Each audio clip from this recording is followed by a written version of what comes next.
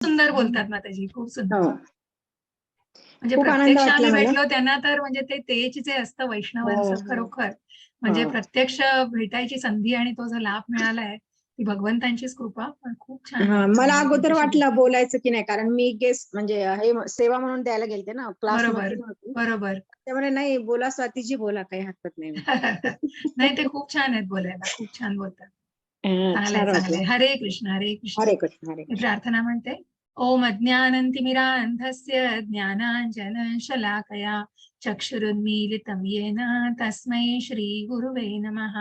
नमो विष्णुपदाय कृष्णपृष्ठाय भूतले श्रीमते भक्ति वेदांत स्वामिन इति नामिने नमस्ते सरस्वते देवे गौरवाणी प्रचारिणे निर्विशेष शून्यवादी पाश्चात्य देश तारिणे. जय हो श्री कृष्ण चैतन्य प्रभु नित्यानंद श्री अद्वैत गदाधर श्रीवासादि गौर भक्त वृंद. हरे कृष्णा कृष्णा कृष्णा हरे हरे, हरे रामा राम रामा हरे हरे. हरे कृष्णा सगळ्यांना. पुन्हा एकदा खूप स्वागत आहे. आपण 14व्या अध्यायाला लगेच सुरुवात करतो आहोत. थोडीशी उजळणी 13व्या अध्यायावरती, की आपण काय बघितल्या, कालच्या संज्ञा काय होत्या, अर्जुनाचे 6 प्रश्न काय होते, क्षेत्र म्हणजे काय, क्षेत्रज्ञ म्हणजे काय, ज्ञानम म्हणजे काय, क्षेत्र आणि क्षेत्रज्ञांची जी संलग्नता आपण बघितली, ते कठोपनिषदातली ती आकृती मला अत्यंत प्रिय आहे, की ते 2 पक्षी म्हणजे त्या आत्म्याला कल्पनाही नाहीये की परमात्मा बाजूला आहे, त्याच्या अस्तित्वाचीही जाणीव नाहीये. आणि म्हणूनच ती जाणीव, ते जे ज्ञानम, मग हे जे ज्ञान घ्यायचंय आणि ज्यांनी हे ज्ञान घेतलंय त्याचे गुण भगवंतांनी सांगितलेत. ज्या भक्ताचे गुण भगवंतांनी 12व्या अध्यायामध्ये सांगितलेत, तेच आपल्याला 13व्या अध्याय सुद्धा मध्ये सुद्धा ज्ञान काय आहे आणि हे ज्ञान अवगत करून आत्मसात करून आणि जेव्हा या कृष्ण भावना भावित जेव्हा कर्म आणि भगवंतांना ते अर्पण केलं जातं, आत्मसाक्षात्काराची भावना जेव्हा प्रगत केली जाते, तेव्हा निश्चितच ती व्यक्ती कुठेतरी त्या परमात्म्याच्या स्वभावाला प्राप्त करायला मार्गस्थ होत असते. मग ही ज्ञान प्राप्त करण्याची प्रक्रिया कशी आहे आपण बघितली. त्यानंतर ज्ञानम म्हणजे क्षेत्र आणि क्षेत्रज्ञाला जाणून कसं घ्यायचंय, प्रकृती काय आहे, पुरुष काय आहे, या सगळ्याची आपण जाण घेतलेली. सगळ्यात शेवटी आपण 2-3 उदाहरणांसह सुद्धा बघितलंय, की जे आकाश मग ते कुठेही मिसळत नाही कशात. मग सूर्य चंद्र या निसर्गामधले विविध रंग असले तरी आकाश जरी सर्वत्र पसरलेला असला, जसा तो सूर्य सर्वत्र प्रसरून विश्वाला प्रकाश देतोय, तसा अवकाश कुठेही मिसळत नाहीये कुठल्याही गोष्टीमध्ये. त्याचप्रमाणे हा आत्मा आहे, हा अख्ख्या शरीराला, मग या क्षेत्राला चैतन्य देतोय, पण कुठेही तो मिसळत नाहीये त्या शरीरामध्ये. त्याचं अस्तित्व हे वेगळं आहे आणि हा आत्मा एक चैतन्य आहे.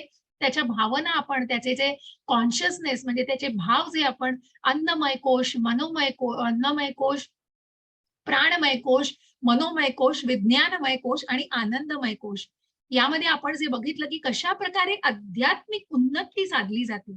आणि मग उन्नती आपण की जो देहधारी भावनेमध्ये अजूनही आहे, तो देहाशीच निगडित आहे. मग जे काही मटेरियल या भौतिक जगामध्ये मला हे हवंय, मला ते हवंय, मला याच्यासाठी माझ्या याच्यासाठी ते करायचंय, मला प्रमोशन मिळालंच पाहिजे, असं मिळालं पाहिजे म्हणून मी हे करणार, तो मी अजून जात नाही.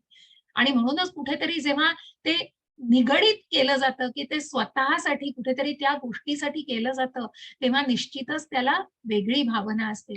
आणि म्हणूनच मग कुठेतरी त्या भौतिक जगामध्ये न बांधले जाता त्या आध्यात्मिक मार्गावरती मग जे पुढचे जिने आपण बघितले त्याच्यावरती प्रगती करायची असेल, तर या 3 दारांपासून कुठेतरी सावध राहिलं पाहिजे. काम, क्रोध, लोभ हे जे 3 दरवाजे आहेत ते कुठेतरी नरकाला नेणारे आहेत, जे आपण आधीच्याही अध्यायांमध्ये उल्लेखलेलं आहे. आणि म्हणूनच या सगळ्याला जाणून त्या त्रिगुणांचा प्रभावच आपल्याला जाणायचा आहे म्हणून आज. आणि त्या 14व्या अध्यायात आपण त्रिगुणांचाच प्रभाव जाणणार आहोत, की 3 गुणांनी आत्मा काय कसा बद्ध होतो. मग ती सात्विकता असो, राजसिकता असो, नाहीतर तामसिकता असो. मग राजसिकता आणि तामसिकता तर वासनेमध्ये आहे, तामसिकता तर पूर्णपणे आभासामध्ये आहे, कुठेतरी मूर्खपणा आहे सगळं. पण जी सात्विकता आहे, ती सात्विकता पण कुठेतरी बांधली जातीये या मायेला. त्या मोह मायेला बांधली जातीये. त्याच्या पलीकडे जाणं आजही प्रभुजींचं खूप सुंदर प्रवचन आहे. याच्यावरतीच बोलले प्रभुजी भागवतामध्ये, की मग याच्या पलीकडे जाणं म्हणजे मग एक ब्राह्मण, मग जो ज्ञानी, योगी, कर्मी असतात, पण त्याच्या पलीकडे जाऊन जो वैष्णव असतो, त्याच्या मनामध्ये जो महासागर असतो, ज्या लाटा असतात आनंदाच्या आणि जे काही नामस्मरणातून त्यांना जे काही अनुभवता येतं, ते एका ब्राह्मणालाही शक्य नसतं, एका सात्विक व्यक्तीलाही ते शक्य नाहीये. कारण कुठेतरी ती आध्यात्मिक उन्नती वैष्णवाने ते करणं आणि कुठेतरी जेव्हा त्या भगवंतांच्या स्वभावाला म्हणून ते जे नामस्मरण केलं जातं, त्या आपण ज्या पातळीवर करतोय तो सगळं अपराधाची भावना आहे. त्यानंतर आभास भावना होते. कुठेतरी तो ब्राह्मण जेव्हा तो त्या गुणांच्या पलीकडे जाऊन सात्विकतेच्या पलीकडे स्वतःला नेण्याचा प्रयत्न करतोय, जे अध्यात्म त्याचा मूळ स्वभाव आहे, मग कुठेतरी त्या जगाशी बांधले जातोय आपण, आपण त्या भौतिक जगाशी बांधले जातोय, हे जेव्हा त्याला जाणवतं, तेव्हा तो स्वतःला त्या गुणांच्या पलीकडे नेऊन मग त्या गुणातीत कसं व्हायचं हे आपल्याला याच अध्यायामध्ये जाणून घ्यायचंय. आणि म्हणून तो फरक मग एक आध्यात्मिक, एक भक्त आणि एक सामान्य व्यक्ती यातला फरक आपण अशा प्रकारे जाणून घेणार आहोत. मग यामध्ये आपल्याला 3 गुणांचे सगळे व्यवस्थित आपल्याला सात्विकता काय आहे, राजसिकता काय आहे, तामसिकता. मग हे जे त्रिगुण आहेत, या त्रिगुणांना जर जाणलं नाही तर काय ज्ञान घेतलंय? मग आपण म्हणतो बघा, की हे ज्ञान भगवंतांनी राजगुह्य ज्ञान दिलंय, ज्ञानांचा राजा दिलाय. पण हे जे ज्ञान भगवंत देतायत, की जेणेकरून भौतिक जगातून तुला बांधिलकी कशी घालवायची, तुला मुक्त कसं व्हायचं आहे, तर ह्या गुणांना जाणून घ्यायचंय. मग जर तू गुणांना जाणलंच नाहीस, तर तुला त्याविषयी ज्ञान कसं मिळणार? मग बघा प्रत्येक गोष्टीचं ध्येय, काल जे आपण ज्ञेय बघितलं, की जे ज्ञेय म्हणजे परमात्म्याला जाणणं हे ज्ञेय पाहिजे. या परमात्म्याच्या स्वभावाची प्राप्ती करणं, कारण त्याच प्रकारे विचार क्वालिटेटिव्हली जरी आपण असलो, तरी आपण देव नाही. दैवी हा गुण आहेत आणि म्हणूनच भगवंतांनी हा ज्ञान आपल्यापर्यंत पोहोचवलंय. कारण आपण त्या जगामध्ये वावरतोय. जसं मी म्हटलं, की एखादे टेबल हे निश्चल असतं, पण जेव्हा ते ढकललं जातं, पण ते ढकललं कोणामुळे? तर तो जो त्याच्यामध्ये आपण त्याला ड्राईव्ह करतो किंवा आपण त्या गोष्टीला हलवतो. म्हणजे निश्चितच कुठेतरी आपल्यामध्ये तितकी पात्रता आहे, तितकी क्षमता आहे, पण कुठेतरी बद्ध झालाय हा आत्मा. हा भौतिक जगामध्ये या काम, क्रोध, लोभ याच्यामध्ये इतका बद्ध झालेला आहे, की मूळ स्वभावच विसरून गेलेला आहे स्वतःचा. आणि त्या परमात्म्याला जाणणं तर खूप पुढची गोष्ट आहे. आणि मग हेच आपल्याला जाणून घ्यायचंय. मग जसं बघा आपण बरेच बरेच कोर्स केले जातात किंवा पर्सनल डेव्हलपमेंट केली जाते. मग त्रिगुण एखादे सायकॉलॉजिस्ट आणि सायकियाट्रिस्ट पण त्रिगुणांविषयी सांगतात हो. मग त्रिगुण म्हणजे काय? तर तुम्हाला ती मग अख्ख्या दिवसभरामध्ये सुद्धा आपण त्रिगुणांना आजमावत असतो. कारण जो सकाळचा ब्रह्ममुहूर्तापासून जे 10 वाजेपर्यंतचा काळ असतो, 9 वाजेपर्यंतचा तो सगळा सात्विक काळ असतो. त्यानंतर 9 ते 5 कार्यक्षमता असते. मग कुठेतरी ती जी काम करण्याची ओढ, मग त्याच्यापासून काहीतरी मिळवायचं आहे, ही जी आकांक्षा असते, कुठेतरी ओढ असते, ती राजसिकता असते. आणि नंतर एक 8-9 नंतर जो माणूस सगळ्या निद्रेमध्ये जातो, आळस असतो त्याच्यामध्ये, तो सगळा तामसिकता आहे. म्हणजे या या दिवसाचा सुद्धा अशी विभागणी झालेली आहे, की मग हे गुण ओळखायचे. मग प्रत्येकाला अॅनलाईज मग 18व्या अध्यायामध्ये खूप सुंदर असं एक अॅनालिसिस आहे, की मग सात्विकता, राजसिकता आणि तामसिकता याच्यामध्ये तुम्ही कुठे शोधताय तुम्हाला? आणि तुम्ही कशा प्रकारचे मग स्वतःला कसं अॅनलाईज करायचं हे निश्चित तुम्ही जेव्हा या गुणांविषयी जाणून घ्याल, तेव्हा तुम्ही स्वतःला सुद्धा पारखू शकाल त्याप्रमाणे. आणि मग स्वतःला कसं त्याच्याप्रमाणे मोल्ड करायचंय हे जाणणं अत्यंत आवश्यक आहे. आणि म्हणूनच मग अनेक जसं मी म्हटलं, की मग ज्या प्रकारे खूप पुस्तकं वाचली जातात, पर्सनल डेव्हलपमेंट किंवा असे वाचले जातात. मग हे सगळं करण्याचं ध्येय असतं का हो काही? मग मला सांगाल हे, की सगळं करायमागे काही ध्येय असतं तुमचं? किंवा आता तुम्ही गीता शिकायला आलेले आहात, हा अध्ययन वर्ग शिकताय, जे आधी ज्यांनी बरेच जण येऊन गेलेत त्यांना त्याची रिव्हिजन आहे किंवा त्यांना उजळणीसाठी आणि त्यांना त्यातलं जे ज्ञान अजून त्यांचं जे सखोल करायचंय, कुठेतरी पक्क करायचंय या आसेने येतात. म्हणजे नवीन आलेले आहेत डिव्होटीज, मग तुम्ही कुठल्या उद्देशाने आलेले आहात? कळेल मला? चॅटमध्ये कळेल किंवा तुमचं मन कळेल, किंवा तुम्हाला काय नक्की याच्यामधनं पाहिजे आहे? काही ध्येय आहे तुमचं? काही ध्येय आहे तुमचं याबद्दलचं? सांगाल कोणी? अनम्यूट आहात सगळे, त्यामुळे बोलू शकता. कुणाला सांगायला आवडेल? मग ते ध्येय काय आहे? जसं आपण ज्ञानाचं ध्येय, सगळं ज्ञान घेताय हो, दुसऱ्या अध्यायापासून ज्ञान घ्यायला सुरुवात केली आहे. पण काय त्याचं काय पुढे? म्हणजे कशासाठी हे अध्ययन? का भगवद्गीता? आणि का याचं गीतेचं अध्ययन करावंसं वाटलं? काही आहे मनामध्ये भावना? याच्या आधी मी प्रश्न विचारलेले होते, पण मला जाणायला आवडेल, कारण त्याच लाईनीवर आपण पुढे जातोय. काही तुम्हाला सांगायचंय ते देखो, सांगू शकाल? भगवत प्राप्ती. भगवत प्राप्ती, अगदी बरोबर प्रभूजी. कारण कुठेतरी भगवंताला जाणायचंय, भगवंताला जाणून त्या मार्गावरती स्वतःला आणायचंय. अगदी बरोबर. आणि म्हणूनच मग बघा, हे हे ध्येय असणं. मग एखादी व्यक्ती, मग कुणीतरी जर येतं आणि म्हणालं, नाही जरा बघूया काय आहे ते, बघायला तरी पाहिजे, काय एवढं दिलंय भगवद्गीतेमध्ये, हे जे चेक करणं आहे, हे पडताळणं आहे, किती बरोबर आहे बघा. आणि त्याच्यामध्ये किती तथ्य आहे तर नाही. मग एखादी, फॉर एक्झाम्पल, तुम्ही जर असं शिकायला येण्यामागे हे कारण असेल, तर एखादी व्यक्ती जर लग्न करतीये, मग लग्न करताना असं म्हणता येईल का हो, की जरा बघतोय लग्न करून काय आहे, लग्न म्हणजे आहे तरी काय, मग त्याच्यानंतर सोडू शकता का हो? ती एक संस्था आहे शेवटी, तुमची काहीतरी बांधिलकी आहे, तुमची काहीतरी जबाबदारी आहे. आणि म्हणून मग कुठेतरी पडताळून बघण्यासाठी, कुठेतरी त्याचं व्हेरिफिकेशन करण्यासाठी ती गोष्ट करणं हे किती चुकीचं आहे. आणि म्हणूनच मग ते ध्येय का आवश्यक आहे? मग या अध्ययन करण्यामध्ये कुठेतरी ते मागचं ध्येय आवश्यक आहे. हे आपण कालच्याही अध्यायात बघितलं. मग या परमात्म्याला जाणायचंय. या परमात्म्याच्या स्वभावाला आणि त्याला प्राप्त करण्यासाठी या त्रिगुणांना जाणणं आवश्यक आहे, की कुठे काय वागतोय मनुष्य. मग हे खूप प्रॅक्टिकल ज्ञान आहे हो. 13व्या अध्यायापासून अत्यंत प्रॅक्टिकल ज्ञान भगवंतांनी दिलेलं आहे, की तुम्ही तुमच्या दैनंदिन तुमच्या दिनचर्येमध्ये तुम्ही याला कशा प्रकारे तुम्ही याला आचरणात आणू शकाल, हे अत्यंत महत्वाचं आहे. मग नुसतंच ते ज्ञान घेऊन नाही, तर ते आचरणात आणणं हे अत्यंत आवश्यक आहे. मग असं आपल्याला बघायचं आहे, की याला पडताळण्यापेक्षा मग आपण त्याचं कुठेतरी ध्येय जे, मग हे जे ध्येय आहे, हे आपल्याला या अध्यायापासून आता बघायला मिळणार आहे. मग त्यासाठी आपल्याला त्रिगुणांना जाणून घ्यायचे. मग सुरुवातीला आपल्याला 1-2 गोष्टी कशा जाणायच्या आहेत, की ज्यांनी ही प्राप्ती केलेली आहे, मग ह्या त्रिगुणांना जाणून गुणातीत होऊन ज्या अध्यात्माची प्राप्ती आणि ज्या आपण म्हणतो की ज्या समाधीस्थ अवस्था आणि परमात्म्याच्या कुठेतरी खूप निकट आहेत, असोसिएशन इतकं क्लोज आहे, की परमात्म्याच्या खूप जवळ आहेत ही लोक, जे ऋषी मुनी आपण बघतो. आणि त्याचपैकी आपल्याला या ऋषभदेवांचे हे 9 पुत्र आहेत, त्यांच्याविषयी जाणून घ्यायचे. हरे कृष्ण माताजी. हरे कृष्ण. धन्य भगवान म्हणाले, सर्व ऋषीमुनींनी परमसिद्धी प्राप्त केलेली आहे.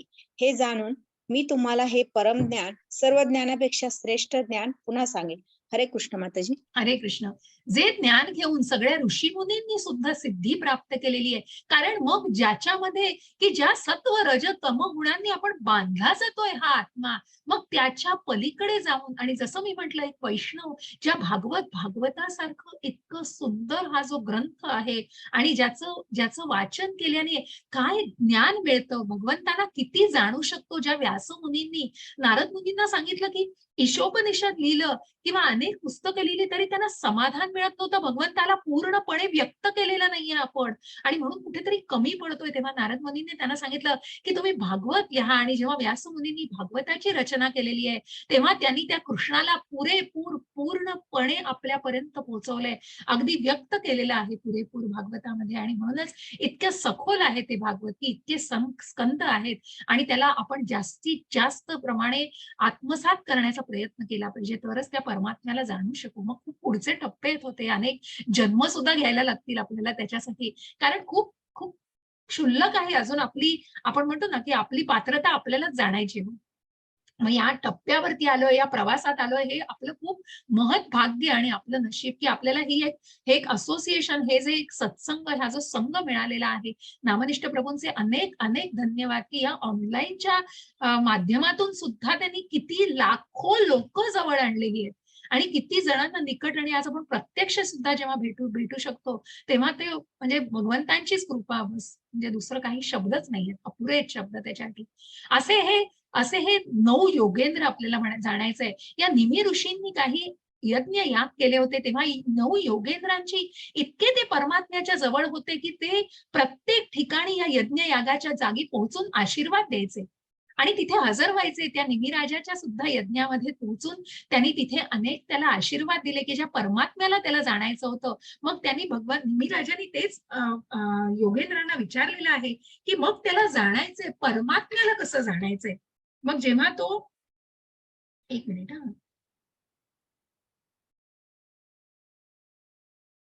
आणि मग त्या शुद्ध भक्तीविषयी त्यांनी जाणण्याची इच्छा व्यक्त केलेली आहे 9 योगेंद्रांजवळ की ज्यांनी ती इच्छा मान्य करून ज्या परमात्म्याच्या अत्यंत निकट आहेत त्यांनी भागवताची स्तुती, भगवंतांची स्तुती ज्याच्यामध्ये आहे ते सांगून त्यांना आशीर्वाद दिलेले आहेत. असे हे परमसिद्धी म्हणजे ज्या ऋषीमुनींनी सुद्धा ज्याच्यात मग परमसिद्धी प्राप्त केलेली आहे हे आपल्याला पुरेपूरपणे जेव्हा आपण या त्रिगुणांचं ज्ञान घेऊ तेव्हा ते आपल्याला पुरेपूरपणे जाणता येईल.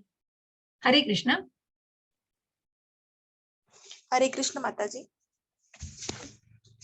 14.2 या ज्ञानामध्ये स्थिर होऊन मनुष्य माझ्या स्वतःसारख्या दिव्य स्वभावाची प्राप्ती करू शकतो. याप्रमाणे स्थिर झाल्यावर मनुष्य सृष्टीच्या वेळी जन्म घेत नाही किंवा प्रलयाच्या वेळी व्यतीत होत नाही. हरे कृष्ण माताजी. हरे कृष्ण. मग हे जर ज्ञान घेतलं या ज्या त्रिगुणांचा जो प्रभाव आहे, ज्या भौतिक जगावरती जो मनुष्य ज्या प्रभावाखाली जगतोय आणि ह्या त्रिगुणांचं ज्ञान घेऊन कुठेतरी स्वतःला आत्मसात करण्याचं, स्वतःला त्या आत्मधारी भावनेमध्ये आणून मग मनुष्य माझ्या स्वतःसारख्या दिव्य स्वभावाची प्राप्ती करू शकतो. पण या ज्ञानाचं आचरण महत्वाचं आहे. जसं आपण बघतोय हे वैकुंठामधलं चित्र आहे हो. मग या वैकुंठामधले बघा ते मग इतकं सुंदर चित्र असतं आणि इतका तो सच्चित आनंद, जी शाश्वतता आहे, ज्ञानाची परिपूर्णता आहे, जे स्त्री पुरुष इतके सुडौल बांध्याचे आपल्याला दिसतायत की सगळ्यांनी परिपूर्ण आहेत हो ते. आणि मग ज्या भावना आहेत त्या भावना फक्त परमात्म्याच्या, भगवंतांच्या भावना आहे, जे कर्म केलं जात आहे. मग ज्या संततींना जन्म दिला जातो त्या सुद्धा कृष्ण भावना भावित, मग जे काही त्यांचं ध्येय असतं स्त्री पुरुषांचं ते ध्येय सुद्धा कृष्ण भावना भावित संतान त्यांना निर्मिती करायची आणि त्यांनाच जन्म द्यायचा. अशा प्रकारे या वैकुंठातलं सुंदर असं हे गोलोकाचं मी चार्ट आजही तुम्हाला शेअर करीन.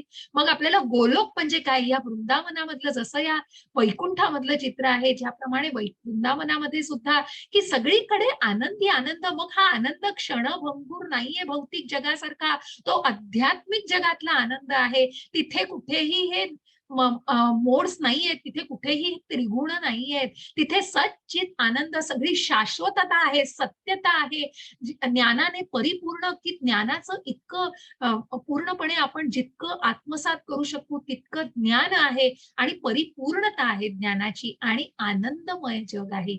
मग हे आनंद सुद्धा कुठलाही क्षणिक नाहीये हो, जो अनंत काळ टिकणारा असा आनंद आहे. आणि म्हणूनच या सगळ्याची जेव्हा जाणीव होते, मनुष्य जेव्हा याची जाण घेतो त्याप्रमाणे स्थिर झाल्यावरती मनुष्य पुन्हा या सृष्टीमध्ये परतून येत नाही.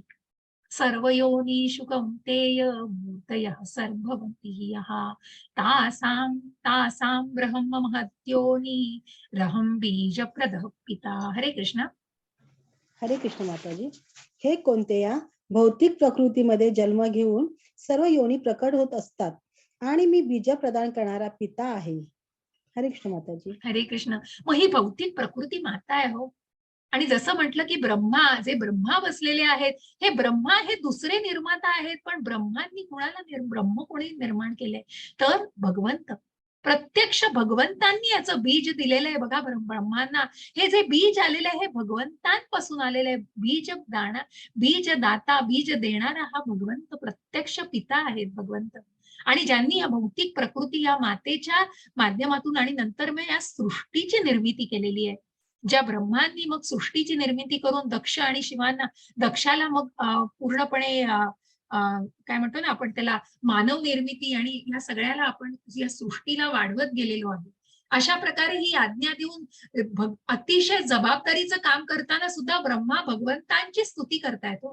त्या भगवंतांनी म्हणून ज्या विश्वरूप दर्शनामध्ये आपण बघतो की या सगळ्याचं चराचरामध्ये या विश्वरूपामध्ये भगवंतांच्या प्रत्यक्ष देवी देवतांचा सुद्धा समावेश आहे, ज्या ब्रह्मांचा समावेश आहे. आणि जे ब्रह्मा भगवंताची स्तुती करतायत, ज्या भागवताच्या माध्यमातून भगवंतांची स्तुती करतायत, जे जबाबदारीचं कर्म करायचं आहे ते भगवंतांना स्मरून केलं जात आहे. आणि म्हणून का हो मग मग म्हटलं जातं म्हणून की कशासाठी हे न्यूक्लिअर बॉम्ब आणि मग इकडे तिकडे ही जी अराजकता माजलेली आहे आणि जे काही अतिरेकी आणि ज्या आपल्याला पुढे जाऊन या गुणांचा अभाव बघायचा आहे, गुणांचा प्रभाव सॉरी, पण याच्या आधी की जर भगवंत पिता आहेत तर काय या जगामध्ये ही भांडणं, ही कुठेतरी इतके क्लेश देणाऱ्या वागणुकी आहेत मनुष्याच्या. कारण जर हे सगळं हे जर भगवंतांचंच आहे मग त्याची भांडणं कोणासाठी हो? कशासाठी हे माझं आहे, ते माझं आहे, ते पण माझं आहे, ते पण माझं आहे.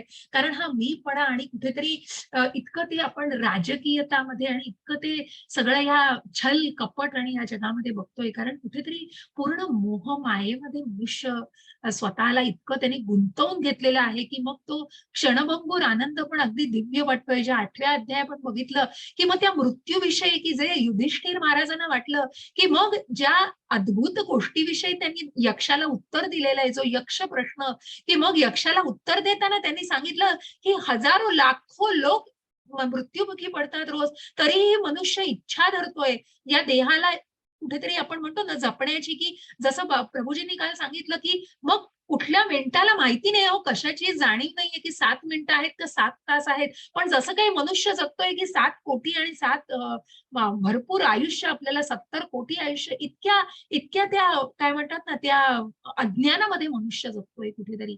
ज्या उंदराची गोष्ट आपण की ज्या मांजरीला समोर बघून सुद्धा डोळे मिटून कुठेतरी बिळातून बाहेर येतो, मग मृत्यू प्रत्यक्ष समोर आहे तरीही त्याची कल्पना नाही आणि त्याच्यासाठी तयारी करायची नाहीये, त्याच्यासाठी ज्ञान घ्यायचं नाही. मग मग सांगण्याचा मुद्दा आणि प्रयत्न काय आहे की निश्चितच जिथे देह टाकायचाच आहे हो प्रत्येकाला, ज्या आत्म्याला हा देह जीर्ण झाल्यानंतर टाकून तो दुसऱ्या शरीरामध्ये प्रवेश करतोय, त्यामुळे प्रत्येकाला या मृत्यूला सामोरं जायचंय.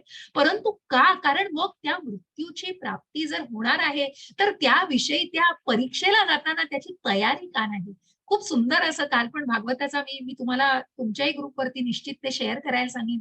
पण खूप सुंदर बोललं जातं आणि हे सगळं कुठेतरी गीतेशीच निगडीत आहे. कारण जे पुढचं ज्ञान दिलं जातं तिथे भगवद्गीतेचे अनेक संदर्भ वापरले जातात. आणि म्हणूनच मग हे जाणून घ्यायचंय की या भगवंताला जो बीज प्रदान करणारा पिता आहे सगळ्यांचा, या भगवंताला जाणायचं आहे. मग या 84 लक्ष योनीतून जो जन्म मिळतो तो कुठेतरी, जसं मी काल म्हटलं, कुठेतरी इच्छा आकांक्षा आहेत म्हणून या योनीतून जन्म मिळतोय. कुठेतरी ती इच्छा आकांक्षा पुढच्या जन्माला तुमच्या काय म्हणतात ना त्याला उदय होतोय, त्याच्यातनं त्या भावनेतनं उदय होतोय. मग मला मांसाहार करायचा आहे, हे खायचंय, तो जन्म निश्चित केला जातोय. फिशिंग करणाऱ्या लोकांचं प्रभुपाद म्हणतात यांचा पुढचा जन्म निश्चित आहे, त्यांना माशाचा जन्म. अशा या वेगवेगळ्या योनीतनं जन्म घेणं हे सुद्धा कुठेतरी त्या आकांक्षेवर, कुठेतरी त्या डिझायर म्हणजे ती, कारण कुठेतरी भौतिक जगाची बांधिलकी आहे ना. मग हे पण हवंय, ते पण हवंय, याचाही उपभोग घ्यायचा आहे, त्याचाही उपभोग, पण कृतज्ञता नाही हो. कृष्णच नाहीये त्याच्यामध्ये कुठे. सगळं मला हवंय, मला भोगायचंय, मी भोगता आहे. पण भोगता कोण आहे हो? तो सगळ्याचा मालक आहे आणि त्याची कृतज्ञता, ते जाणणं, ते जाणून घेणं आणि मनाला त्याचं पूर्णपणे ज्ञान आत्मसात करणं हे अत्यंत गरजेचं आहे. मग या सात्विक, राजसिकता आणि तामसिकता काय आहे हे आपल्याला जाणायचंय. सत्वं रजस्तम इति गुणः प्रकृती संभवः निबंधन्ति महाबाहो देहे देहीन व्ययम्. हरे कृष्ण. हरे कृष्ण. भौतिक प्रकृती सत्व, रज आणि तम या 3 गुणांनी बनलेली आहे. हे महाबाहू अर्जुन, जेव्हा जीव प्रकृतीच्या संपर्कात येतो तेव्हा या त्रिगुणामुळे तो बद्ध होतो. हरे कृष्ण माताजी. हरे कृष्ण.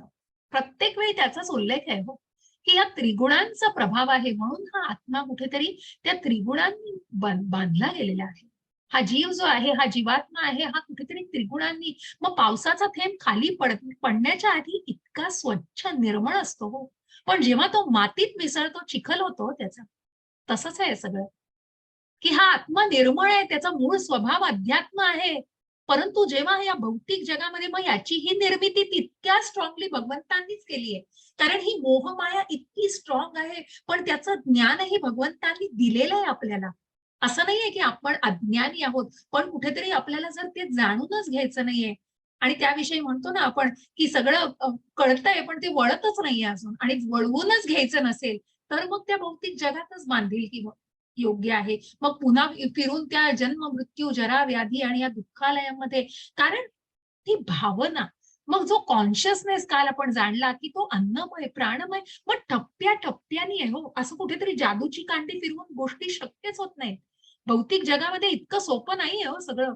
कारण रोजच्या रोज माणूस ज्या संघर्षांना तोंड देतोय, या संघर्षांना भगवंत तेच सांगतायत की इतकी इंद्रिय आहेत, त्या इंद्रियांच्या ज्या संघर्षाला आणि त्या सगळ्या मानसिकतेला, जो संघर्षाला मनुष्य तोंड देतो, हे सगळं जाणायचंय. पण ती भावना कुठेतरी जाणायची. 15व्या अध्यायात आपण आजच ते जाणणार आहोत. कशा प्रकारे मग त्याचा प्रभाव आहे. आणि मग या त्रिगुणांना आपण थोडं जाणून घेऊया. काय आहे सात्विकता, काय आहे राजसिकता आणि काय आहे तामसिकता. थोडासा हा व्हिडिओ बघून घ्या आणि आधी वाचन करून घेऊया आपण. तत्रम सत्वम निर्मलत्वम त्वा प्रकाश कमनामयम सुखसंगेन बध्नाति ज्ञान संगेन चानघ. हरे कृष्ण. हरे कृष्ण माताजी. हे अनघ अर्जुना, सत्व गुण इतरांपेक्षा निर्मळ असल्यामुळे प्रकाशमयी आहे आणि हा मनुष्याला सर्व पापांतून मुक्त करतो. जे सत्व गुणामध्ये स्थित आहेत ते सुख आणि ज्ञानाच्या भावनेने बद्ध होतात. हरे कृष्ण माताजी. हरे कृष्ण. मग ही सात्विकता जरी असली तरी ती माणसाला बद्ध करते, सुखाने बद्ध करते. आणि म्हणून हे जे सुख आहे, ज्ञान आहे, मग कर्मी असो, ज्ञानी असो, योगी असो, ते कुठेतरी सात्विकतेमध्ये, मग याच्या पलीकडे जेव्हा आपण निश्चितच ही सात्विकता कुठेतरी त्या इंद्रियांवर नियंत्रण मिळवायला, त्या मनावर नियंत्रण मिळवायला निश्चितच कुठेतरी कारणीभूत असते. पण या सात्विकतेला कुठेतरी अजून पलीकडे न्यायचंय.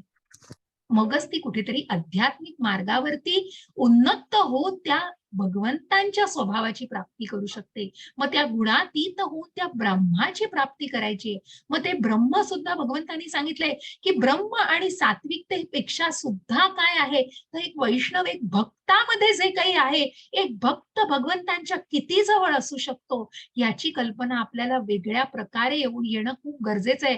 कारण ज्या भक्तीतून, मग ही भक्ती म्हणजे कुठलेही इमोशन्स नाही. खूप सुंदर आज प्रभूजींनी सांगितलं की मग फक्त भावना नाहीत हो, कुठेतरी फक्त ती सेन्सिटिव्हिटी, मग खूप भावनाशील आणि खूप काय म्हणतात ना, भावना अगदी अनावर झालेल्या असतात, असं नाही. तर ती भक्ती म्हणजे आध्यात्मिक मार्गावरची उन्नती आहे आणि ती कुठेतरी ट्रान्सिडेंटल आहे, कुठेतरी अतींद्रिय आहे, हे जाणणं महत्वाचं आहे. म्हणून हा व्हिडिओ छोटासा बघून घ्या की काय करतोय हा सात्विक मनुष्य. बघा.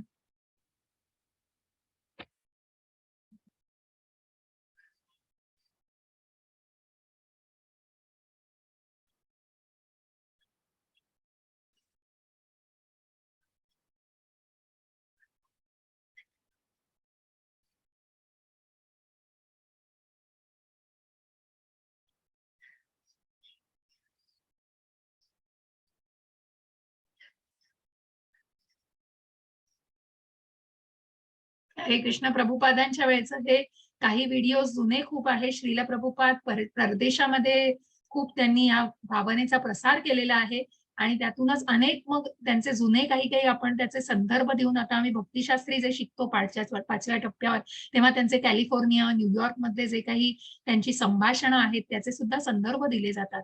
आणि म्हणून मग तिथल्या लोकांना तर महाभारत कृष्ण सुद्धा माहित नव्हता, पण प्रभुपादांना इतकं त्यांनी फॉलो केलं, कारण कुठेतरी त्या नामस्मरणाशी, कुठेतरी त्या भगवंतांच्या सगळ्या जे वर्णन ऐकलं आणि सगळ्याशी इतके ते निगडीत झाले की त्याच्यातनं जो पीस ऑफ माइंड मिळालंय त्यांना, आणि जे काही त्यांना आजमावायला मिळालं किंवा जे काही आत्मसात त्यांनी त्याच्यातनं केलं, त्याला कुठेही शब्दांनी मांडताच येणार नाही. आणि म्हणूनच मग कुठेतरी ते दुर्दैवाने भारतात नाही पण परदेशात निश्चितच या कृष्ण भावनेचा प्रसार अत्यंत मोठ्या प्रमाणावर झालेला आहे सुरुवातीला. म्हणूनच न्यूयॉर्क या ठिकाणी इस्कॉन का बांधलं गेलं पहिल्यांदा, की जिथे प्रभुपादांनी सुरुवात केली ती नुसती मृदंग, टाळ आणि सगळं जपून की 2-3 तास बसले होते हो फक्त त्या ग्राउंडवर बसायचे आणि सतत नामस्मरण, भगवंतांचं जे स्मरण केलं जायचं, त्यातूनच या आंतरराष्ट्रीय कृष्ण भावना भावित अशा संस्थेची निर्मिती झालेली. आणि म्हणून मग ही सात्विकता काय सांगते बघा इथे, की तो सात्विकता जी आहे त्याच्या मनातली ती सांगते, बघ मी तुझ्यासाठी एक हेल्दी फूड घेऊन आलोय. म्हणजे ते सात्विकता कशाने असते, तर अन्न जे खाल्लं जातं ते सात्विक अन्न ग्रहण केलं जातं. मग ही हवा बघ किती शुद्ध आहे, कारण मनातले विचारच तितके शुद्ध आहेत.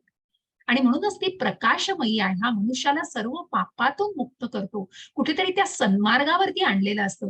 जीव बद्ध आहे, अजून त्या सुखाने बद्ध आहे, कारण ते मिळवायचंय स्वतःच्या ह्याच्यात. कुठेतरी तो अजूनही कृष्ण मिसिंग आहे त्याच्यात. आणि म्हणून ती सात्विकता आहे, परंतु त्याला सत्वगुणांमध्ये तो स्थित असल्यामुळे तो सुख आणि ज्ञानाच्या भावनेने बद्ध आहे. कारण हे ज्ञान मिळालंय, मग हे ज्ञान घेऊन मला मग कुठेतरी तो ऍटिट्यूड पण येऊ शकतो, कुठेतरी ती अहंकारी भावना पण अजूनही येऊ शकते परतून. म्हणूनच त्याच्या गुणातीत मग सात्विक स्वभावाची व्यक्ती निश्चितच स्वतःला या आध्यात्मिक मार्गावरती लवकर उन्नती करू शकते. मग या विषयाच्या पुढे जाऊन आपल्याला बघायचंय तामसिकता काय आहे. सॉरी, राजसिकता. रजोरागात्मकं विद्धि तृष्णा संगत समुद्भवम तन्निबध्नाति कौन्तेय कर्म संगेन देहिनं. हरे कृष्ण. हरे कृष्ण माताजी. हे कोणत्या असंख्य वासना आणि महत्वाकांक्षांमुळे रजोगुण उत्पन्न होतो आणि यामुळे देहधारी जीव सकाम कर्माशी बांधला जातो. हरे कृष्ण माताजी. हरे कृष्ण. बघा हा व्हिडिओ काय सांगतो.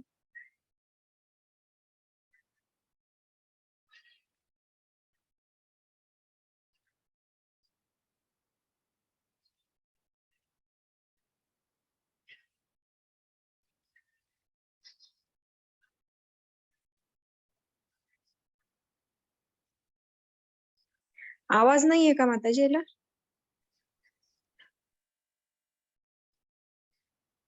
तो आवाज जरा अनक्लिअरच आहे ऍक्च्युली. ते आवाज, बाकी म्युझिकच खूप आहे त्याच्यातनं. सांगण्याचा उद्देश बघा, मग ही कुठेतरी वासना, हा जो लाल रंग धारण केलेली ही जी व्यक्ती आहे, ती राजसिकतेचं कुठेतरी प्रतिकात्मक स्वरूप आहे.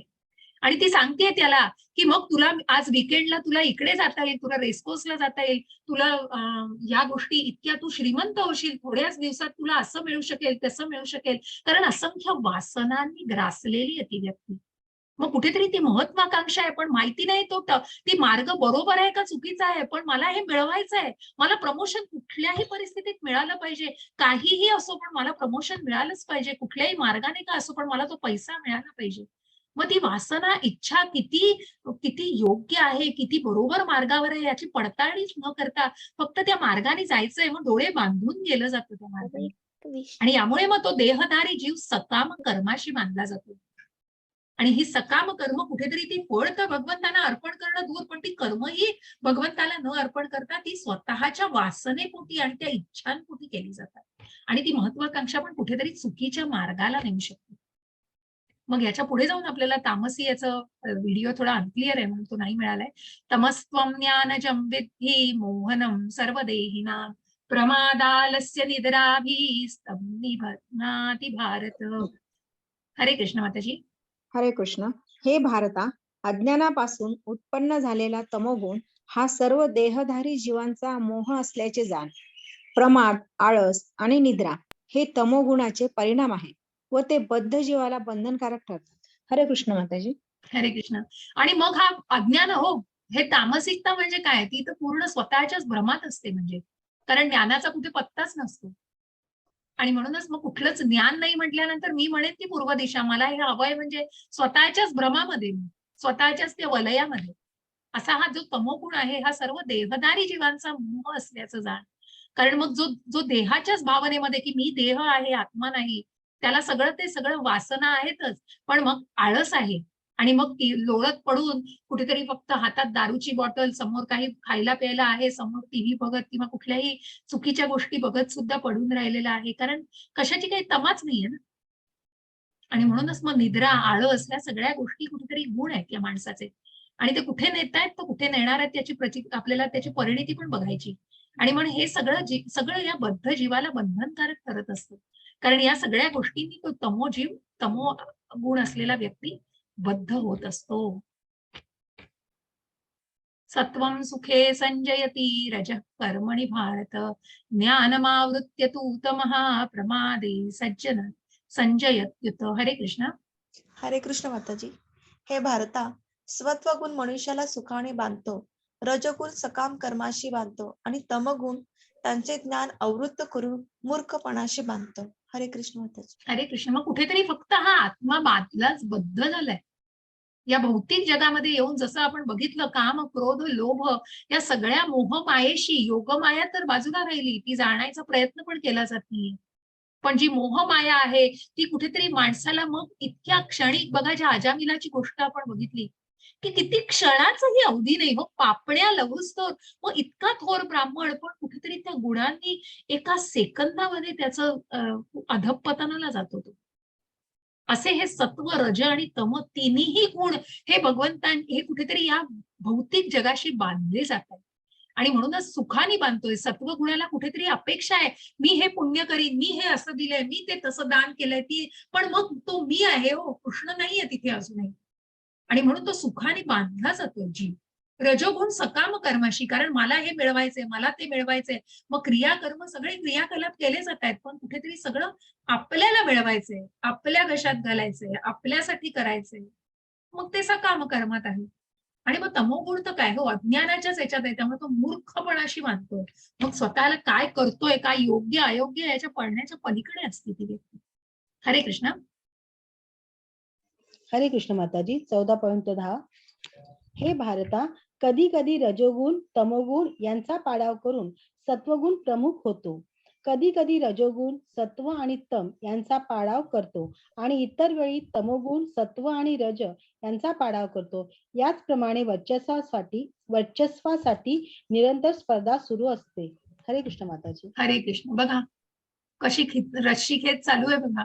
आणि त्याच्यामध्ये तमोगुण सर्वात जास्त खेचतोय, कारण बघा वाईट माणसाला पटकन लगेच हवं असतं, कारण ते दिसताना खूप चांगलं दिसतंय, दूर दूर म्हणजे वरवरचं सगळं चांगलं दिसतंय, पण त्याचे परिणाम नाही माहिती.